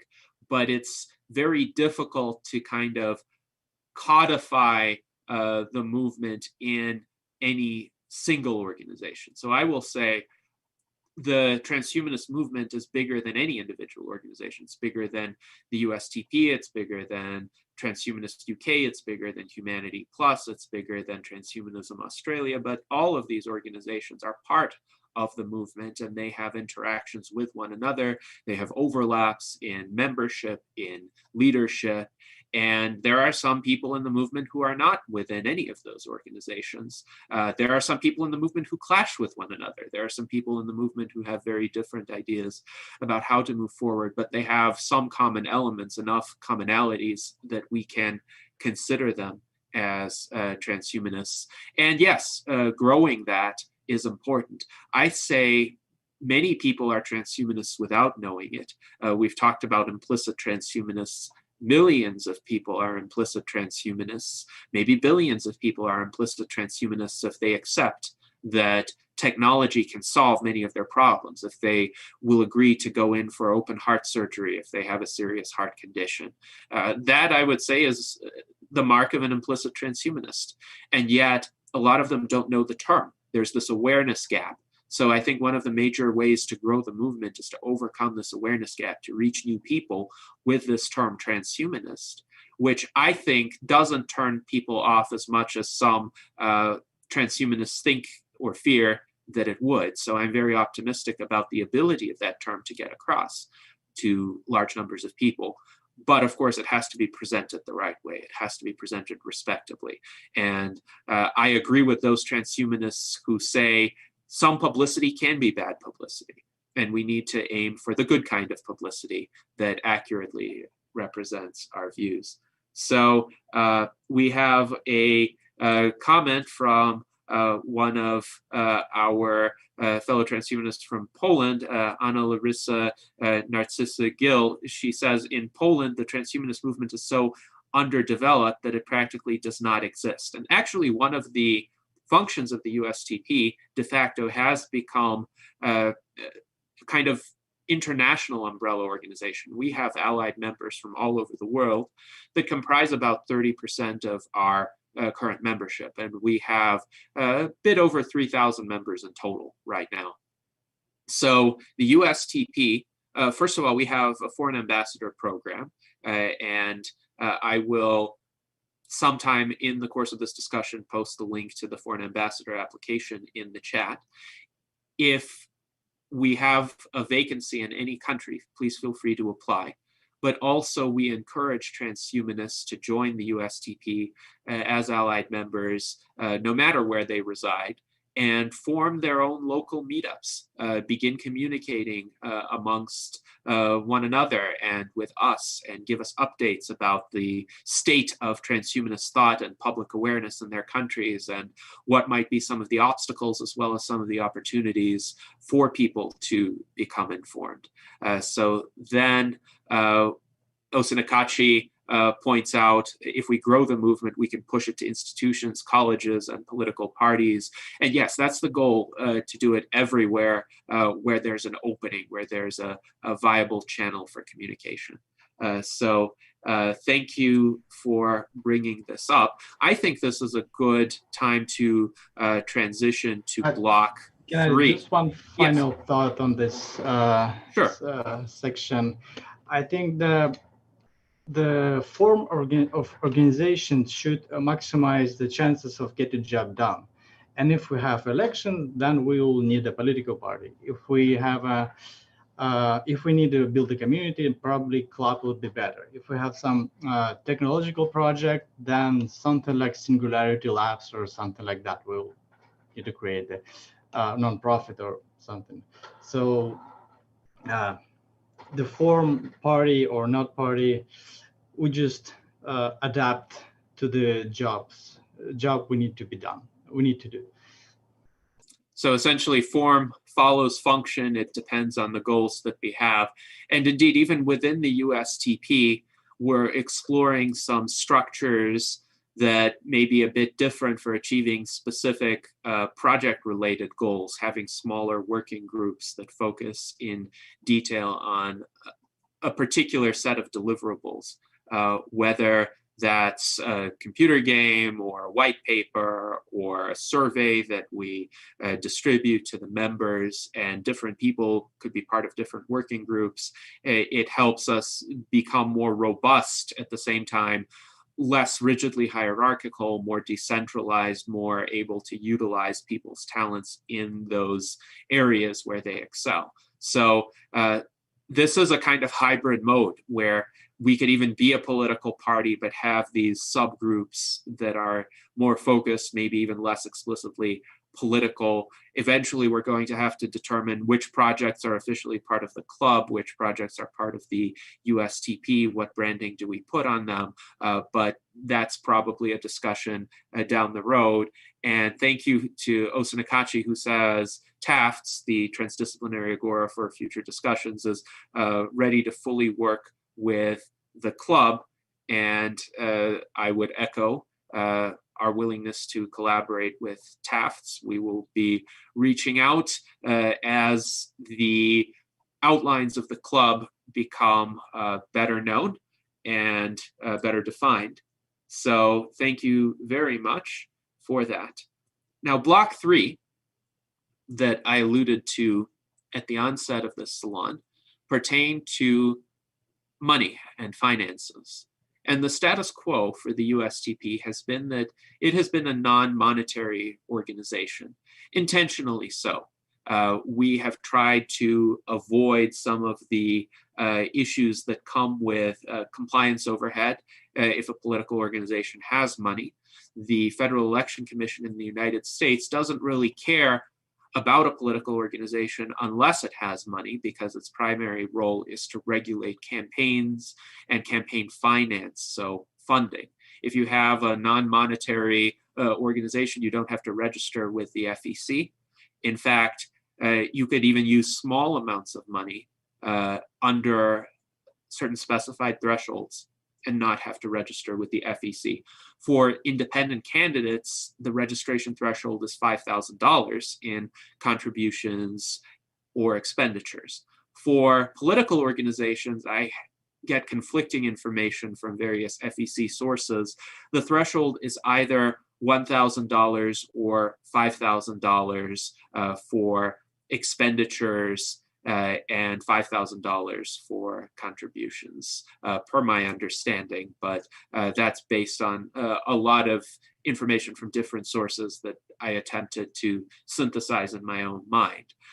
But still, using a couple $100s here or there isn't going to trigger the registration threshold. And also, the FEC regulates campaigns and campaign finance. If money is spent on an initiative that's not a political campaign, that is more of a general educational, artistic, cultural project, it probably wouldn't need to be reported to the FEC either.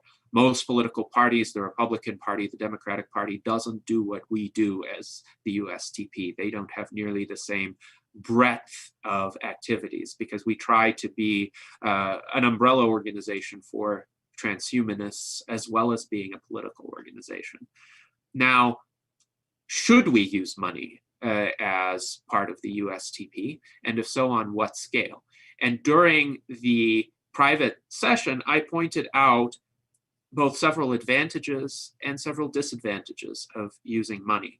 So some of the advantages are the potential for growth beyond our current scale. The fact is, it took a lot of time and effort to grow the USTP to a little over 3,000 members, given that if you don't have money, what you can use are your own time, your own knowledge, your own labor, your own already held property and assets, and that could be enough to achieve a lot, but it may only get you so far.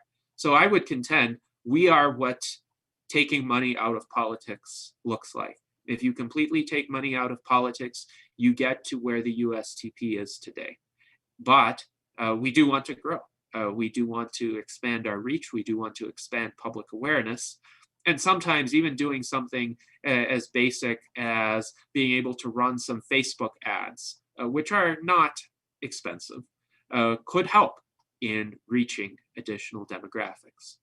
Then petty cash could facilitate many projects. If there's a meetup somewhere and people want to pay for pizza, for example, that could be a bit more of an attractive value proposition for potential attendees of that meetup who are just interested in transhumanist ideas. There could be situations where somebody might need a camera or a laptop.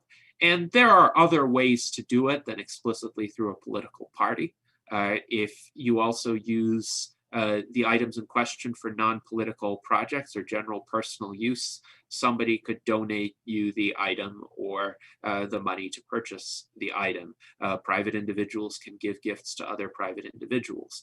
So there's a question of, would it be useful for the USTP to have some sort of petty cash fund to do it as the USTP, or just for us to arrange for such expenses internally within our network of members and officers. And also, money could help unify the movement in the following way. Right now, there are certain factions within the transhumanist movement who differ with one another based on ideology or based on personalities, and they're unlikely to coalesce just because they come to some sort of shared understanding.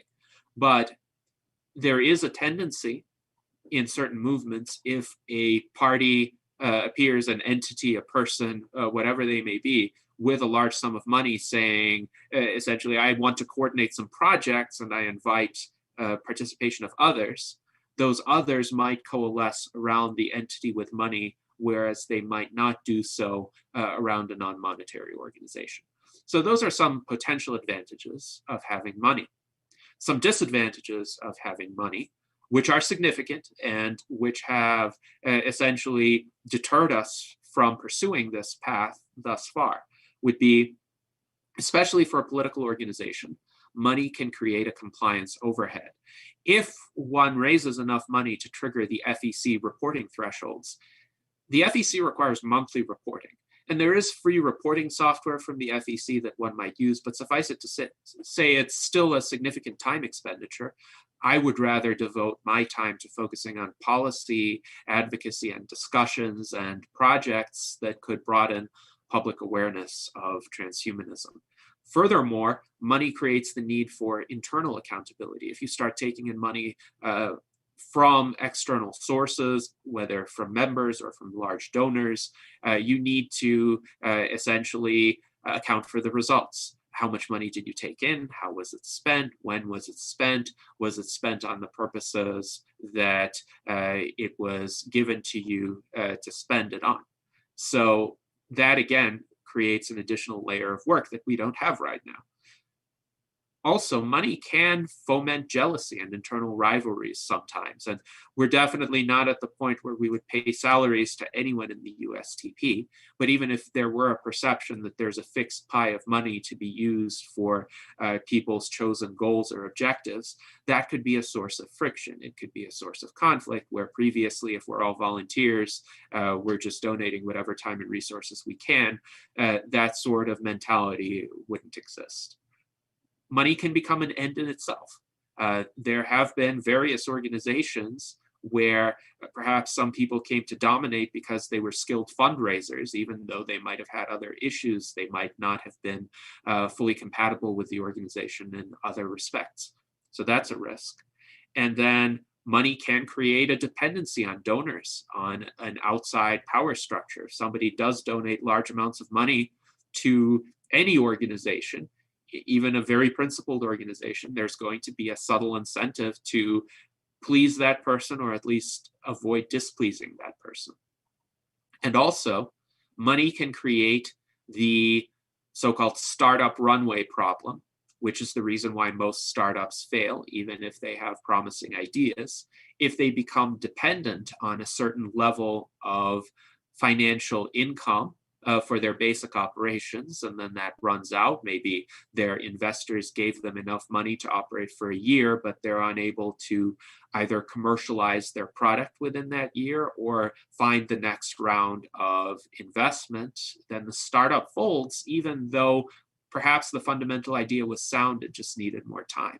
So we don't ever want that within the USTP. And I know it can persist as a non-monetary organization indefinitely, as long as we want it to, because we have experience with running it this way. So if we do include money, it has to be done in a way as to be optional for the continued viability of the organization. I've seen way too many organizations close their doors because they ran out of money to pursue a worthwhile mission. So then that raises some additional questions. If we accept money, when do we do it? Do we start doing it now with experiments and using petty cash, or do we wait for a major donation? And of course, a major donation may run into campaign finance limits, because there are individual limits. There are some organizational limits, though super PACs are a lot less restricted than individuals are in this strange system of US campaign finance. And there are some possibilities to consider. If we form a transhuman club, we might consider keeping the USTP as the political organization non-monetary, but perhaps having the experiments with petty cash as part of the club and devote them to projects that aren't explicitly political. But for instance, if we need to pay a programmer to do something for the club, to develop a computer game, to develop the code for that, we might consider doing that, if we have the funds for it, of course. And then that money wouldn't need to be reported to the FEC. So that's another advantage of the bifurcation between the party and the club. Now, another possibility could be trying to generate an internal revenue stream through the sale of merchandise. You can see I'm wearing this Charlie Cam 2020 button. That wasn't made by the USTP. That wasn't made by any of the officers of the USTP. It was made by one of our members, perhaps, or just somebody who admired the Charlie Cam campaign. And there are places online where you could purchase buttons, t-shirts, bumper stickers, an array of other merchandise. I even have a Charlie Cam 2020 mask. So if somebody within the USTP leadership had done that and generated a small amount of income from doing that, perhaps that money could be used for USTP activities, and that could be a sustainable revenue model. So those are the ideas that we considered, and we are still in the exploratory stage of whether and when we should do that. But I invite further comments from the panel and members in the chat if you have ideas about whether and how money could be used within the USTP or Transhuman Club. Please post your ideas as well. But anyone in the panel who wants to say more on this, please feel free to do so. Check out that link I dropped in chat, Osram. If we do things in the commons on a blockchain, I think that changes the whole architecture of what we're trying to do here. Yes, indeed. And I'm going to post this link in the public chat as well, since you mentioned it. So it would be interesting to have a blockchain-based system for voting, for example. It would be more secure, more reliable, and we've advocated for that in the past. So eventually I do want to move toward that in our internal votes. There will probably be a transitional stage where we try to achieve greater election security without explicitly going to a blockchain. But eventually, we may need some money to develop that system. That's not what have a better look at the link. It's not only for voting, but it's for organizing the community in the commons. So that could be sort of apart from us, but feed into us. So a kind of the details. A kind of distributed autonomous organization. Those we are could interesting. Run projects. Mm-hmm. We could run projects and get funding for it, and have that a bit apart from us and away from the FEC, for example. Yes, indeed. That part of the club or something. Yes, indeed. So, Osanakachi, what did you want to say? Okay, thank you for the wonderful opportunity, and this is a great discussion. I was thinking, since we are a great party or club, the USTP, we are thinking of how to raise money. There is a lot of issues here that could generate money here in Africa and other third world countries. But if we start, let's say, forming an electoral monitoring team that supervises elections and gives report independently as a party. Now, it could also, if we give a verified information, people could also support us, because a political party also, if we use a club or anything as an NGO, and this is a political party, we use this to raise money, people will donate. Trust me, people will donate if we start doing it in a transparent way. An electoral monitoring team that supervises and give reports about election. Like what happened in the 2015 election, the team that came to Nigeria never gave a very good report. But the team that came in the Edo State election helped the good people of Edo in Nigeria to have a free and credible election. So if we start doing something like this, we'll start preaching about the transhumanism and all that, going to schools and all that. People will pay us to learn our principles and everything. People will donate. Trust me. That's what I'm thinking. So you're thinking that either the USTP or the Transhuman Club could send election monitors to particular parts of the world, and yes, the monitoring as an opportunity to spread the ideas of transhumanism. So while these people are observing the election results, they could talk to people in those areas and essentially say, yes, I represent the USTP, here's what it's about. Yes. And also give reports. And if we start giving credible, transparent reports about elections, trust me, people will like what you're doing. That's a way of creating a better pragmatic awareness and not theoretical awareness. Yes, it's an interesting idea. Now, we have an advantage in the sense that we have a very distributed membership throughout the world. So in countries where there might be a need to monitor elections and where there's a question as to the reliability of existing monitoring systems, we may have some members on the ground already in those countries. And if those members form teams for monitoring the elections and perhaps bring in others, because that's a kind of shared interest among people of many different political affiliations and worldviews, those people could still want fair elections. So if those members could organize teams of monitors and put them under the USTP umbrella or the Transhuman Club umbrella, whichever way we decide to go with that, election monitoring, it's not participation in the election, it's more of a kind of objective verification that the results are what they are, no matter whom people vote for. So maybe that could even be a club function rather than a party function, but I'd have to think about that.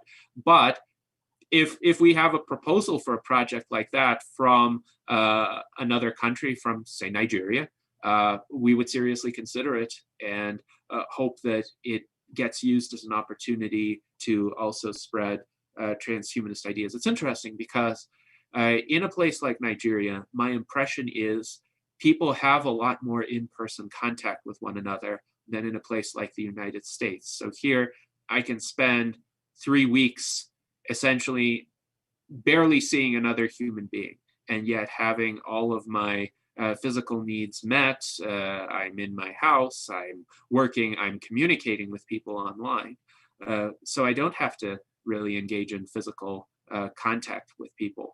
But my impression is in many countries in the world, you could come in contact with tens or even hundreds of people on a daily basis, and you could talk to them. And those could be opportunities for conversation that I or a lot of other people in the US might not have these days. So very interesting suggestion. Thank you, Osanakachi. We have a lot of comments in the chat about the potential for raising funds. John H. says, essentially, no money usually equals no power. And it's, I want to talk about that. Yes, David, feel free. I would just say, that was, go ahead. Yes, I would just say power can come in many different ways. If power is the ability to influence, you could influence through your ideas, but of course ideas have to be adopted by people. And if you're in a position to convince somebody else with money to adopt your ideas, then their influence will also help spread the ideas. But David, please proceed. No, that's absolutely perfect. What I'll add to that is I think that with the size of our party, we need to focus on where we can really impact elections. And I'm talking about from the transhumanist political party viewpoint, focusing on getting people elected, like Daniel in Thousand Oaks, California, for example. If we had money, we could help with that. Maybe he doesn't want money, but we can also help with more traditional things in politics, phone banking for him, calling, producing materials that he can use and distribute. And I'm just using Daniel as an example, but any transhumanist candidate or anybody that would be associated. So I think we need to decide if we use money, how we do it. If we don't use money, then what other kind of capital do we bring to the election process? Yes, indeed. And that is an important decision to make.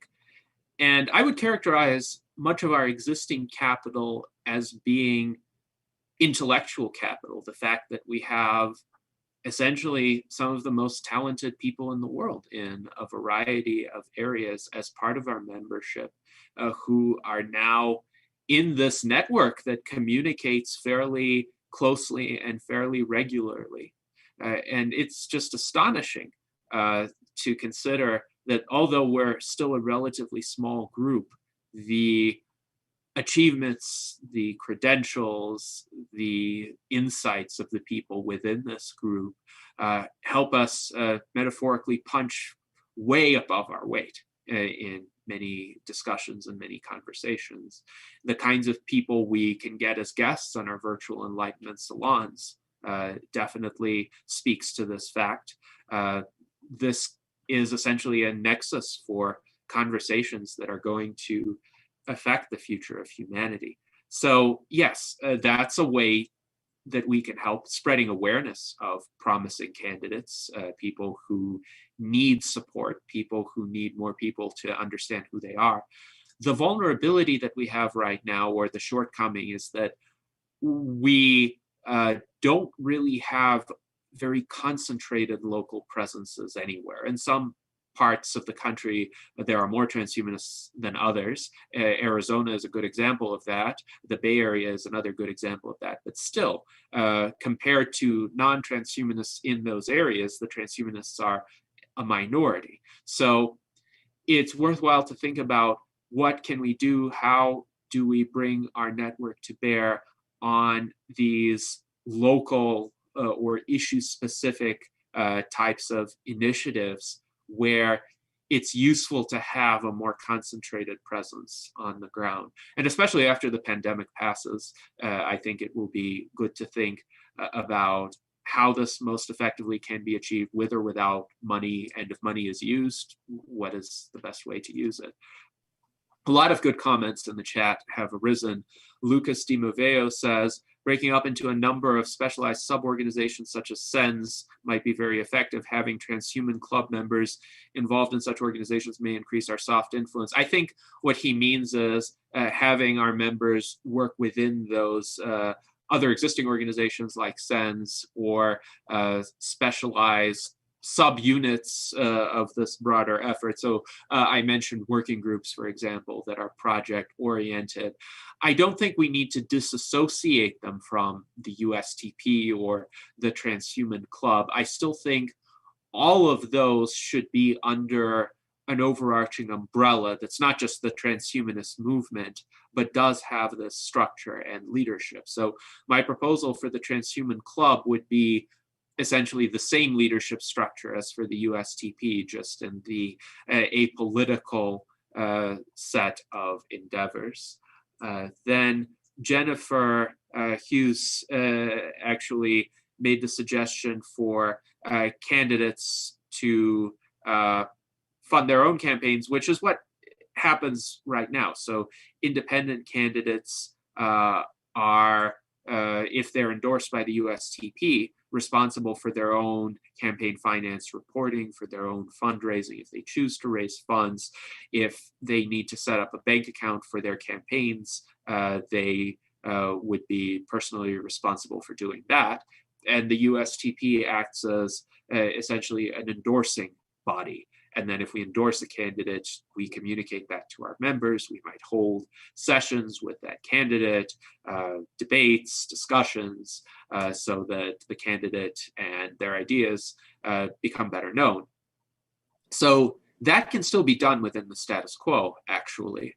But going forward, there may be questions about what else can the USTP do to help such candidates. So any thoughts on this discussion based on what has been said so far? Yeah, Gennady? Yes.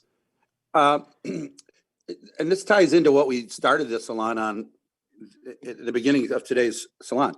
You know, this last election that, you know, just went, I noticed that, and I'm sure you all are aware of what happened with Congress.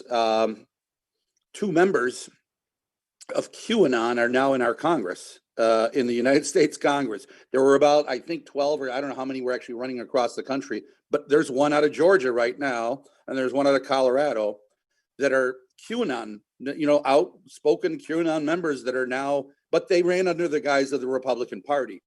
And, you know, because if they ran as QAnon, they probably wouldn't have won. I mean, they certainly wouldn't have won. The duopoly, the stranglehold doesn't allow that. But they just went and declared themselves as Republicans, and they ran and they won. And I think, you know, we have to consider that option. Now, you know, as transhumanists, and this is what you know, what I mentioned earlier when we were talking about, you had Zoltan, who probably realized that trying to win as a transhumanist was going to be incredibly impossible because of this, the way that, you know, the Republicans, Democrats hold a stranglehold. So, you know, he went ahead and did what he did. And the same thing, I'm sure, was the case with Gabriel Rothblatt in Florida. So I was thinking, you know, if what we can do, because the 2022 elections are coming up, and what we should probably do is start to look at districts where, you know, where maybe, for example, there might be Republicans that are in areas where it's a little bit purple, and or maybe there's a chance that we could get, because we have a lot of you know, libertarian transhumanists. Obviously, there seems to be quite a bit in our party. They lean towards libertarian, but they're still transhumanists at heart.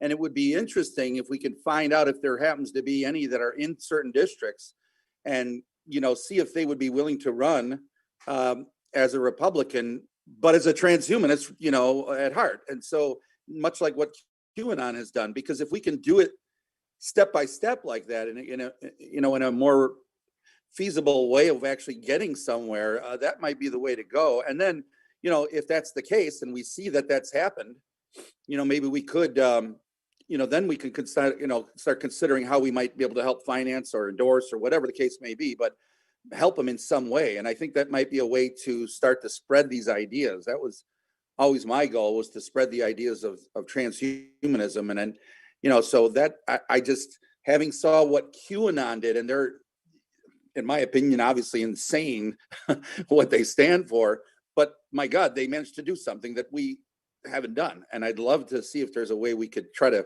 do something like that, where we can find a place where we can get us on a primary as some party, but, you know, from a transhumanist perspective, and then get in there, and that would start to lend itself to more and more transhumanists, and then we can, you know, start to build up our own party.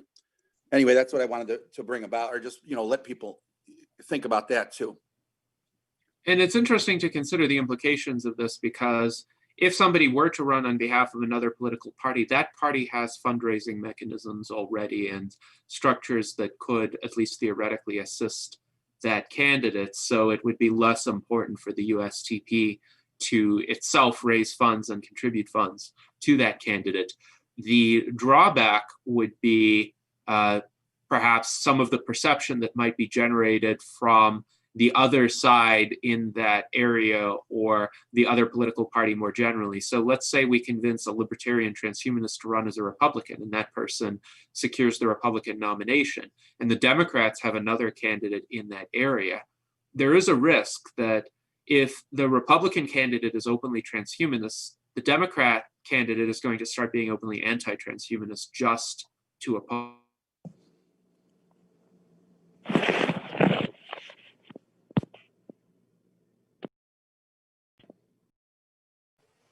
Oh, I like the idea.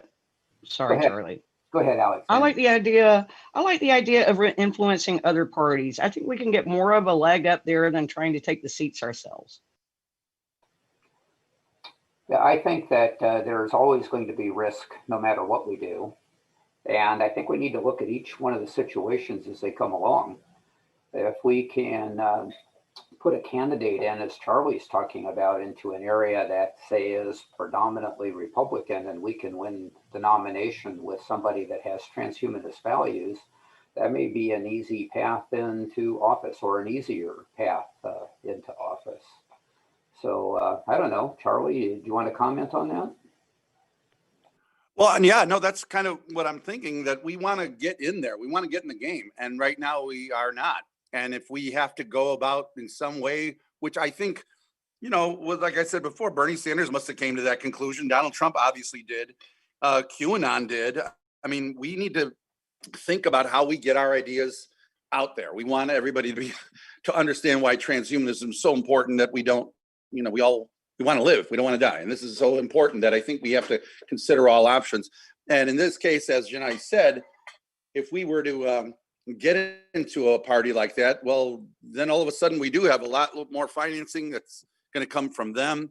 And, you know, if we were to get into a position like that, where you have a Republican who's actually a transhumanist, you know, I wouldn't worry too much about whether a Democratic opponent would say, well, the transhumanists are Republicans, because we can always point to, well, you know, Gabriel Rothblatt, you know, we're not, you know, I don't think QAnon is necessarily Republican. I think they're QAnon first.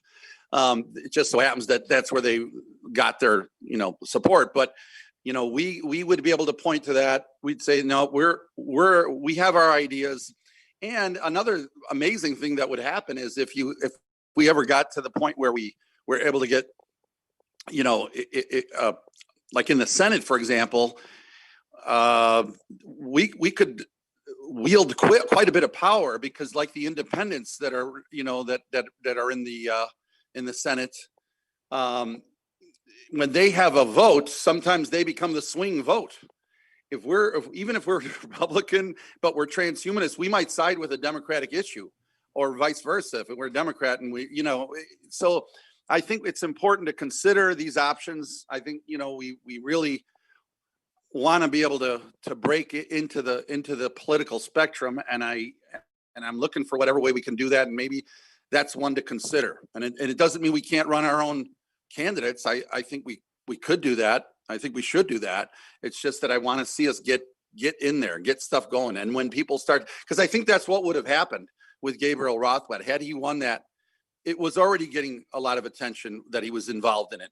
Unfortunately, he was running in such a heavily red district that the Republican basically just, you know, came out and said, well, he's not conservative and I am, and that was the end of it. So anyway, this is what, you know, I think we should kind of consider. And I think that, you know, Gennady made some points that actually, you know, like with the financing, that are important to consider.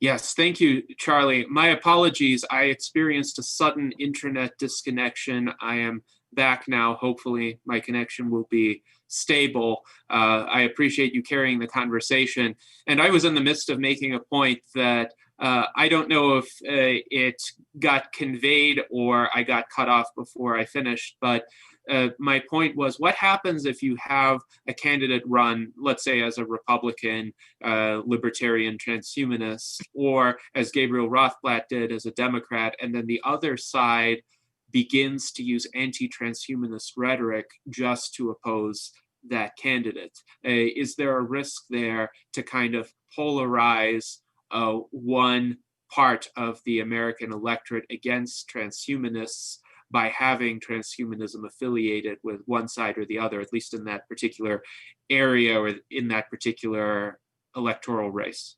Well, that's what I was addressing, I guess, when you got cut out there. But I think we shouldn't, if I thought Gabriel Rothbard was going to, have a chance to win, and I would certainly not want him to quell or stop his ambitions because of some fear that the other side might not play nice or say bad things about us. And I think the case is that because of his running, we always have that to point to if, for example, it was a Republican. And, the thing about it is also, even if the other side tries to say, oh, well, look, he's Republican and he's a transhumanist. So they try to, I think it would just bring more, recognition and publicity and light to what the Transhumanist Party is. And people would say, well, what is that? Because honestly, I didn't know anything about QAnon until they kind of erupted all of a sudden. And now that they actually are in the Congress, trust me, I'm looking them up and Googling them thinking, oh my gosh. So, I think that's the kind of thing that can only help us if we get in there, regardless of what potential there might be, because there's always going to be attacks. People attack everybody for everything and they make stuff up. So we can't be afraid of that. Interesting. So you do think the potential benefits in terms of greater publicity or greater chances of electoral success would outweigh the disadvantages of perhaps being attacked from the other side. Now, one aspect that we also discussed at the private summit that we will want to focus on to a greater extent is electoral reform, so that people don't feel so constrained to have to join, even instrumentally, one of the major political parties in the United States. Maine and now Alaska have enacted ranked preference voting in their state level elections. That's an example of a reform that we would support. Another reform that we would support is greatly lowering the ballot access thresholds in every state for all candidates. And this is an area where we have common ground with every other political party except the Republicans and the Democrats. So one of the areas I would like to explore is forming a ballot access coalition with all of the other minor political parties and finding ways to pool our resources, whether that be volunteers who circulate petition signatures or advocacy efforts, like if all of the parties appeal to the Secretary of State or the governor or the legislature of a particular state in order to reduce or eliminate the number of petition signatures required for a candidate to get onto the ballot. That could be quite impactful, and it might not require us to use money of our own or of the USTP, as long as we have volunteers who are willing to take part in the process. And the other organizations could use their volunteers to help us, perhaps, with collecting petition signatures. If somebody is standing on a street corner after the pandemic gathering petition signatures, maybe in some areas they could gather signatures from multiple parties or multiple parties' candidates, including our own. So that's another possibility. I think that's a really good idea, by the way, particularly in this, political climate, because so many people, came out and said they weren't happy, back when it was Hillary or Trump, and they weren't even happy with Hillary, with Trump or Biden, and it was always the lesser of two evil kind of vote, and you hear that quite a bit. So I think this is just the perfect time to do the coalition, and especially after we had that meeting with the other fellow that was the vice president for the Libertarian Party. Yes, Spike Cohen. Spike. Yeah, Spike. And then and we know the guys from the Green Party, Howie, right? So I think they're all on board with it. I think that's just the kind of thing that we just need to execute. Yes, indeed. And we have a comment from the HOEP project stating electoral reform is great.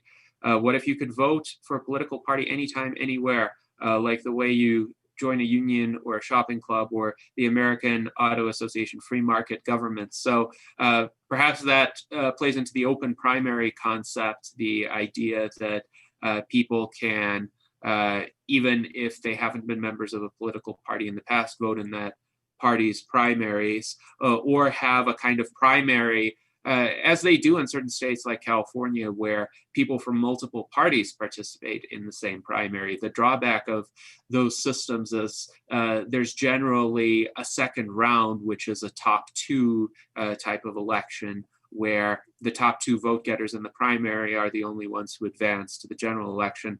And clearly that is deleterious to third parties or anyone who hopes for a kind of upset win to the status quo. In California, the top two system has often led to two Democrats competing against one another in many elections. So Zipporah Naomi Pico says, when I first became a party member, I tried to donate and couldn't. It's the largest way lots of people try to support. And yes, I could see that inclination, that being the first response. We didn't accept donations at the time, of course, so I could understand why one would feel that something was lacking there in terms of wanting to do something, but not being able to do that. And she mentioned there was no way to donate to the party, only to the candidate. And this is how we've arranged it de facto. We've asked people to donate to individual projects, individual initiatives that had their own organizational aspects and possibilities to comply without kind of imposing a compliance burden on the USTP.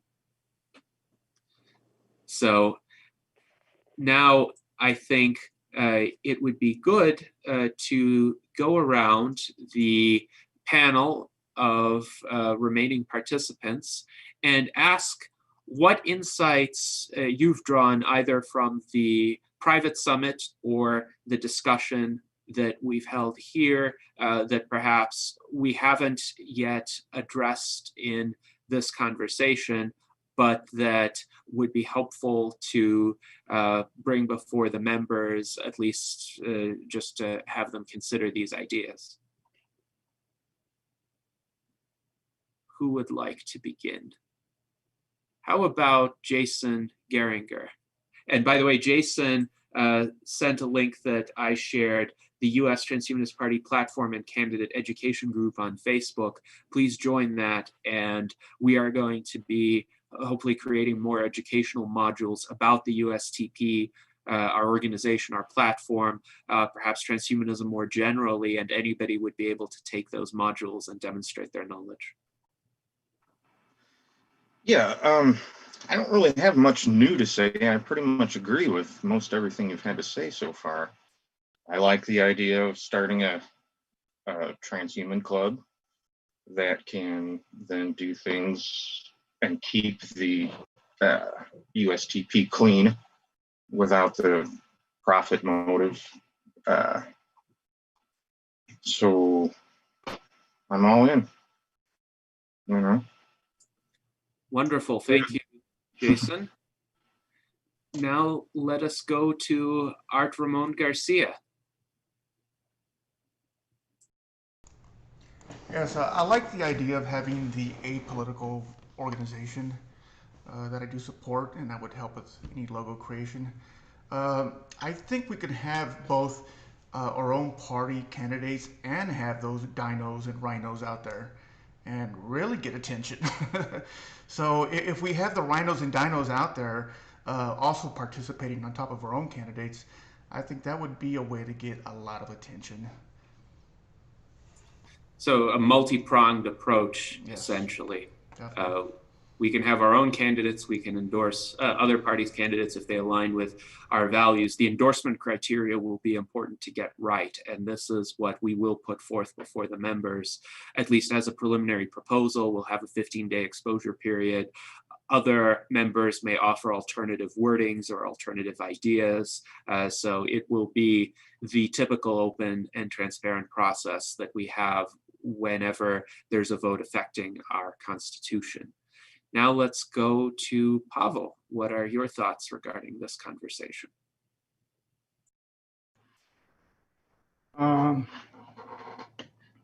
Well, first, I really like the idea that, not the idea that the fact that we want to build different organizations depending on a type of job need to be done.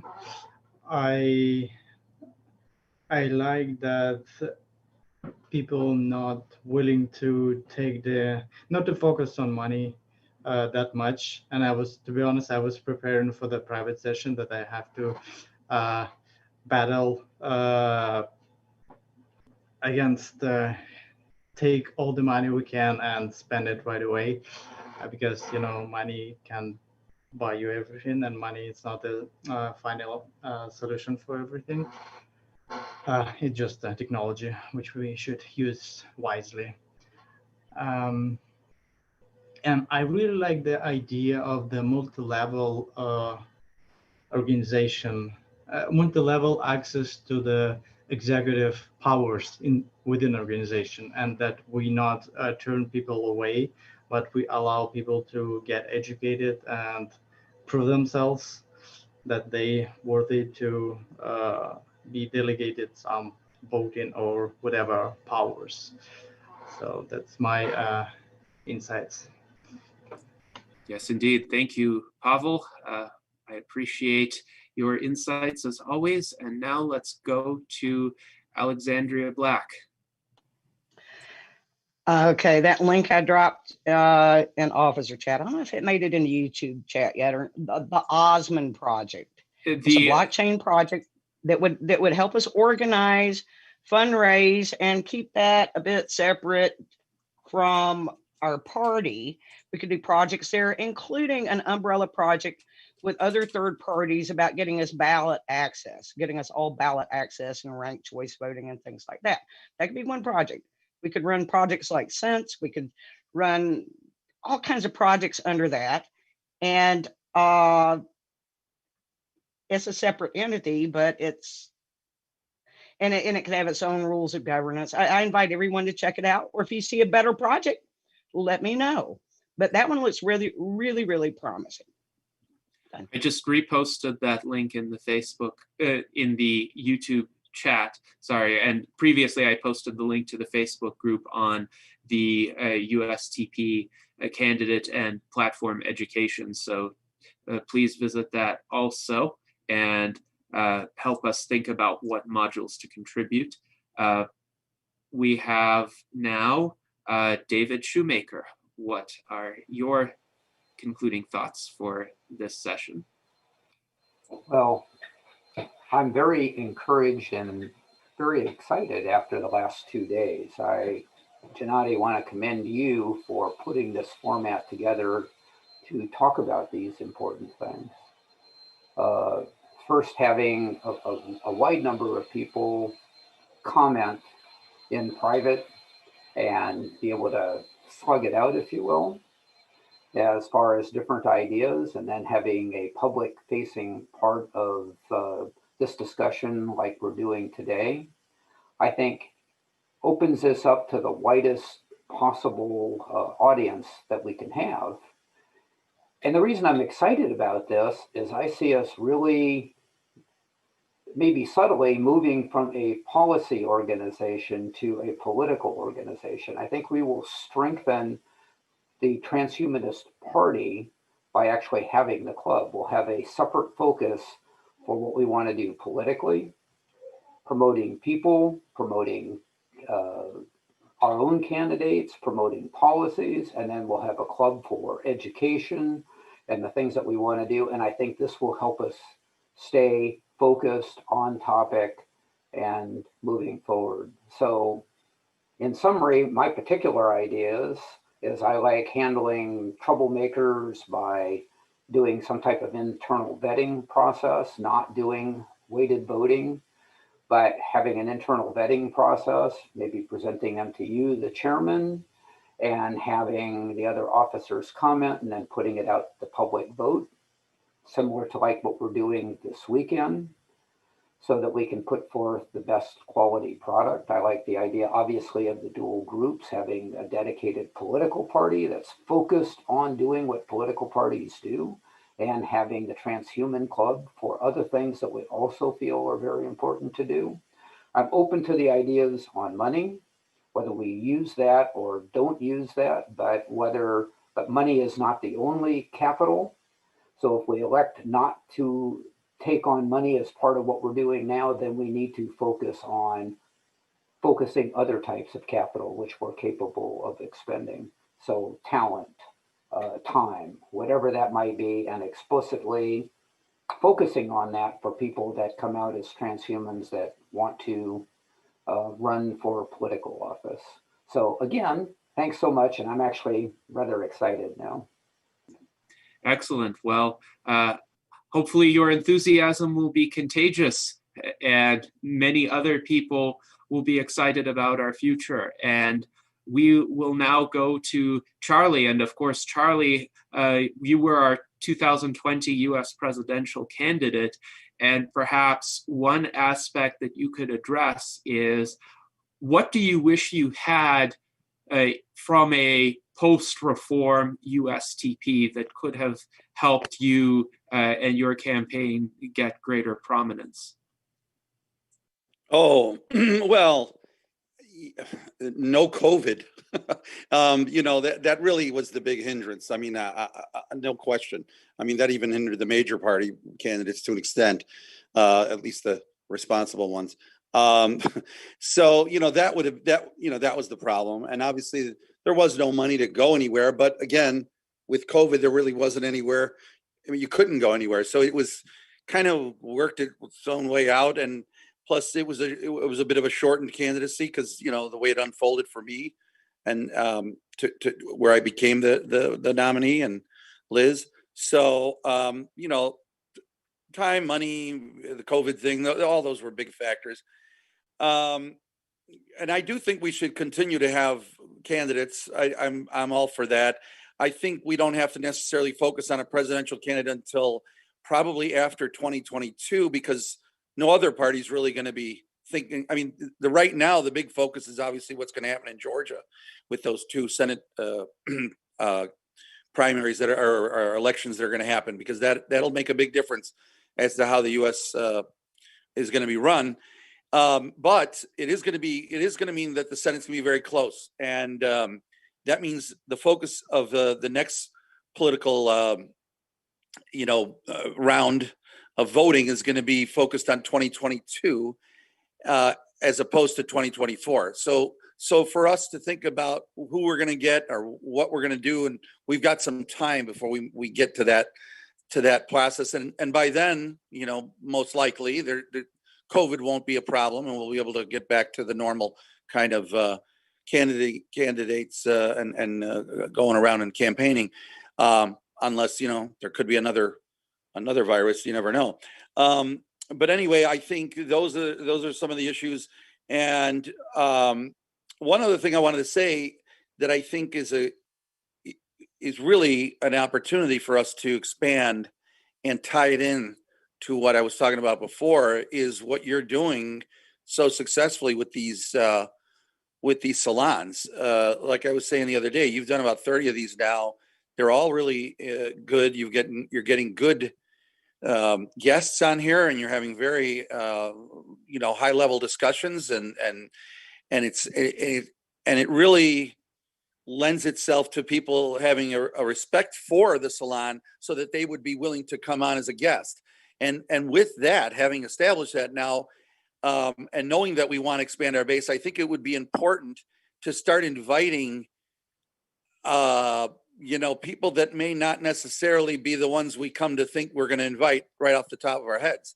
It's obvious we want to get Aubrey de Grey, but what might be less obvious is to get maybe a big celebrity that's not even necessarily transhumanist or anything political, but they have 100 million followers. I mean, they are open to those things. And, there's a lot of people, especially in the young communities of performers and singers, that like to be connected to the more avant-garde or things that aren't quite, there. A lot of them are on board for equal rights, and they were helpful towards moving equal rights for the LGBTQ community.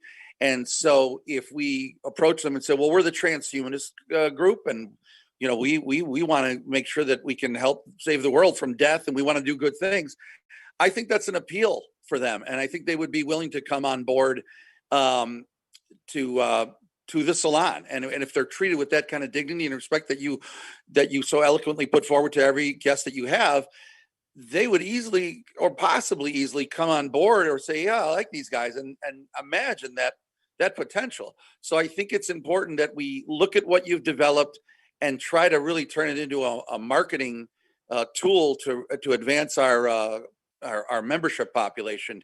And I think that's definitely doable, and maybe even more so now that this election has kind of stopped, because then they won't be so apprehensive about where they put their name or their endorsement or themselves. So let's think about that too, because there's a lot of them out there.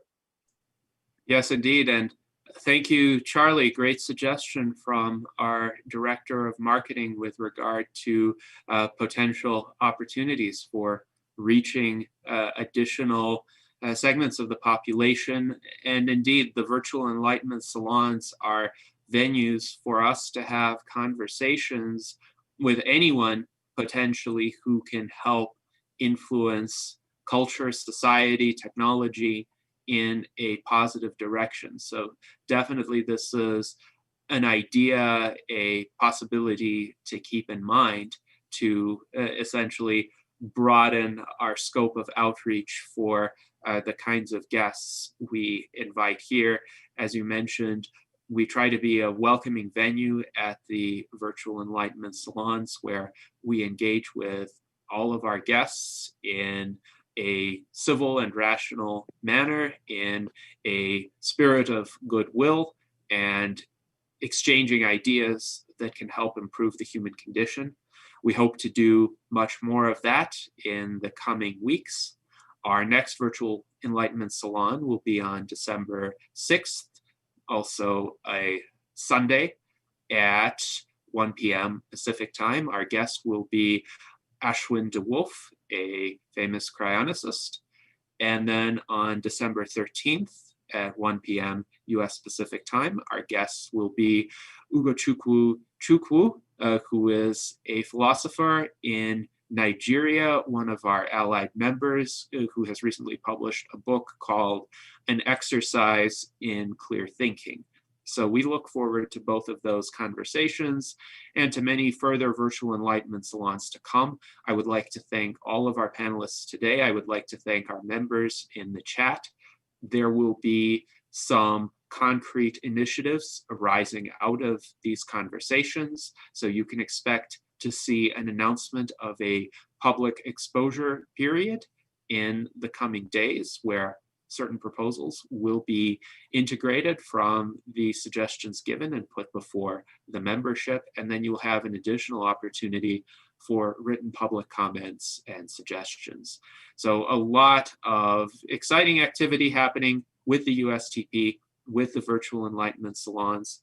And until then, live long and prosper.